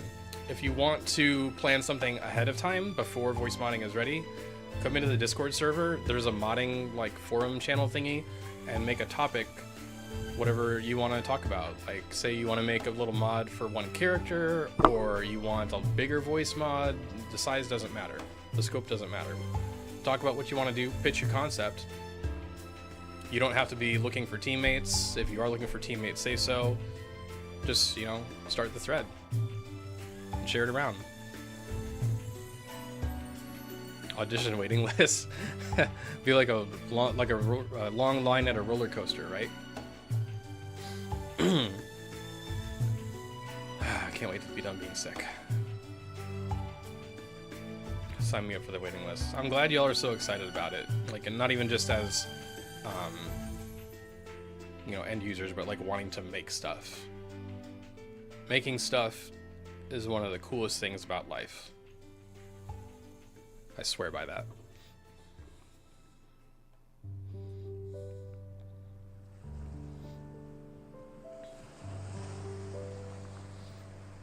So, if y'all want to make your own mods, write them down personally if you think it's substantial enough. You know, I want to do voiceovers for Drake the Bandit or whatever. Give Drake some voice lines in the battle. Make a thread under that modding forum channel, and I'll show you. Let's take a look. So here's our LD Discord server. We got the server-based infos and announcements up here. The main channels all through here. There's a modding forum thingy. It's got the chat bubble thing. So normally a channel is just represented by the hashtag or the cross symbol, pound sign, whatever we call it these days. But then the forum channels have threads within them. It's just a fancier version of the old thread system on Discord. And this is a list of mods that are either concept or available now or in development, whatever the case may be. So the Iron Goon randomizer, Inc made this. It's really cool. You can, if you open it in full view, there used to be like a little arrow that made you look at the top post. Jump to present? Yeah, okay. So if it jumps you to like the last message, you can click this arrow, jump to top, and it'll take you to, mostly take you to the OP where you get the links and whatever the author has told you. They might also put it in a pin, not in this case. Dragoon modifier, and you can ask questions about the mod, or if you're the author, you can chat with the people that are asking about your mod idea. And if someone has a thread that says like help wanted, you can go in there and apply. So for example, yeah, there were some ideas for Monster Hunter gameplay systems. I made this thread for Rhythm Minigame V2 because I really want to help make a V2 version of Icarus's Rhythm Minigame, the DDR/Guitar Hero thing, which already supports Guitar Hero controllers and USB dance pads, by the way. Just saying. It'd be cool to take it beyond what it already has. From the 6 songs that one has, do more songs, more difficulty options for people who are not as good with this type of game, but still make sure there's a few hard ones. Have a accuracy system for the notes, just like DDR, and also creating like the what do you call those, guitar highways from Guitar Hero, where the notes come down. That's like their version of the DDR arrows. And so I'm looking for people to help me make this once the modding API is more ready for it. I don't know exactly how much it can do right now in terms of this, but Icarus already hacked it together before it was ready before, so yeah. So there's an example of, you know, people looking for help to work together on projects. And that's the idea there. There's something in progress for mid-battle character swapping. Look at this.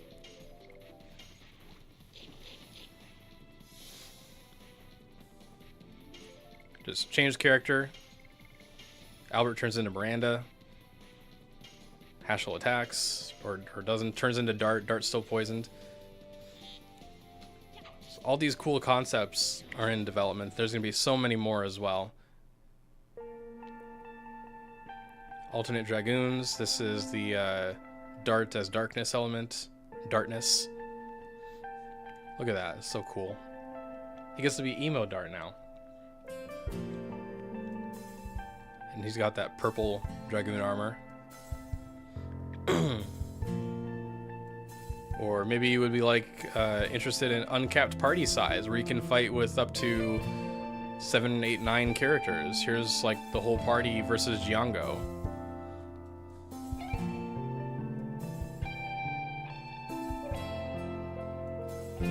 Oh yeah, and there was some funny texture glitches, kind of like an inverted Scream mask going on here, or Congo with a floating head. All kinds of fun stuff happens when you're modding. Look at this. Look at how hard Drake is. It's such a hard fight. You need more than 9 characters to fight him. Excuse me. Oh, I can't laugh too much. Still hurts.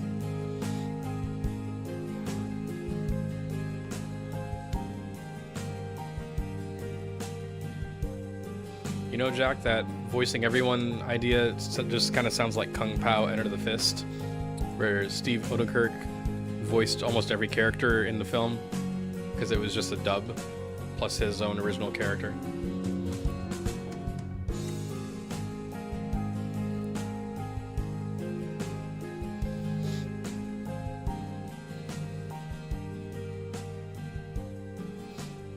Wait, you added a bunch of things to the modding API over the weekend?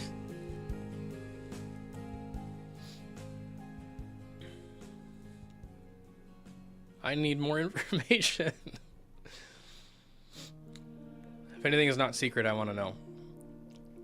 Hype me up, inspire me, and then I'll inspire you, and it'll be this infectious feedback loop, right?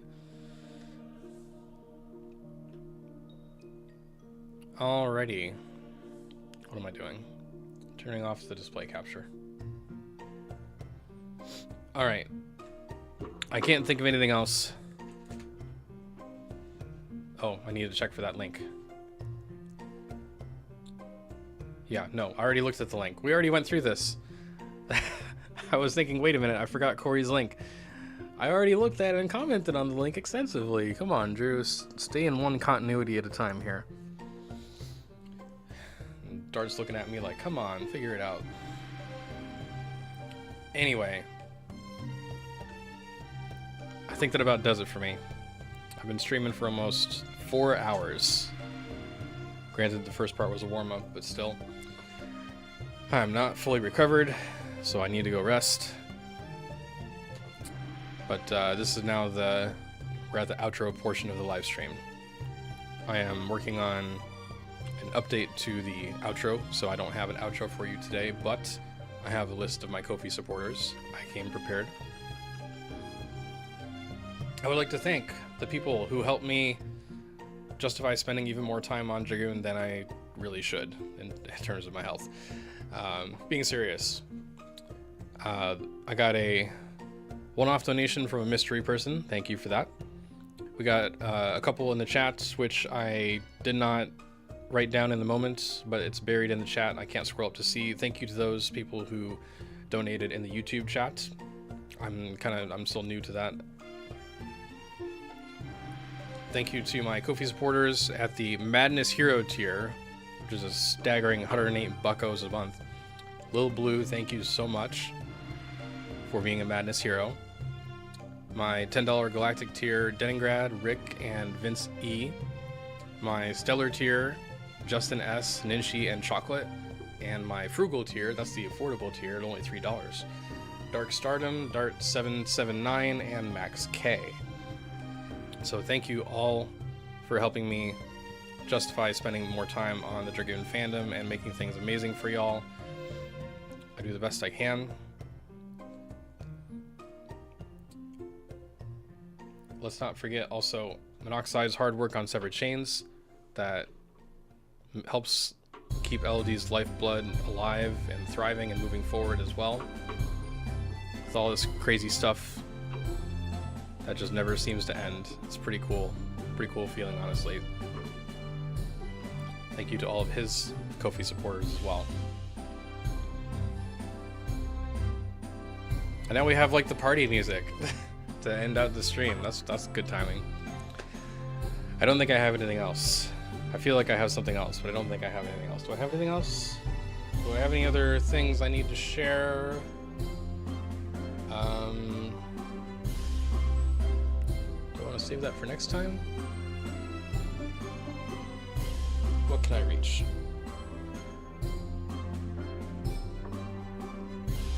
Yeah, I'll save it for next time. Okay. Good stream, I think. Happy Red Moon 2025. I appreciate y'all taking out the time to hang out with me and go through the LOD gameplay stuffs relating to the moon and look at these fan submissions. Some really nice stuff. And we're gonna have some more of this. So look forward to another artsy event coming up later this month, maybe. We'll see. I'm definitely gonna be doing something for Halloween. I want to go bigger this year. Haven't always been able to do that, so have a nice Halloween event of some kind. Something will happen.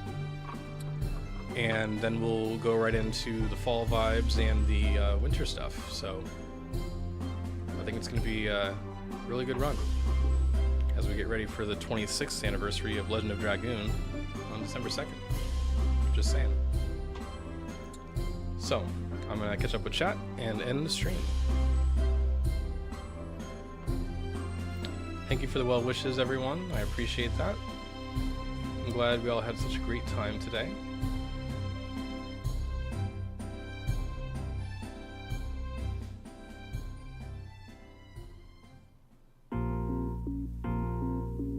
And yep. That's all caught up, all caught up, all caught up. Cool. All right. See you, everybody. Bye.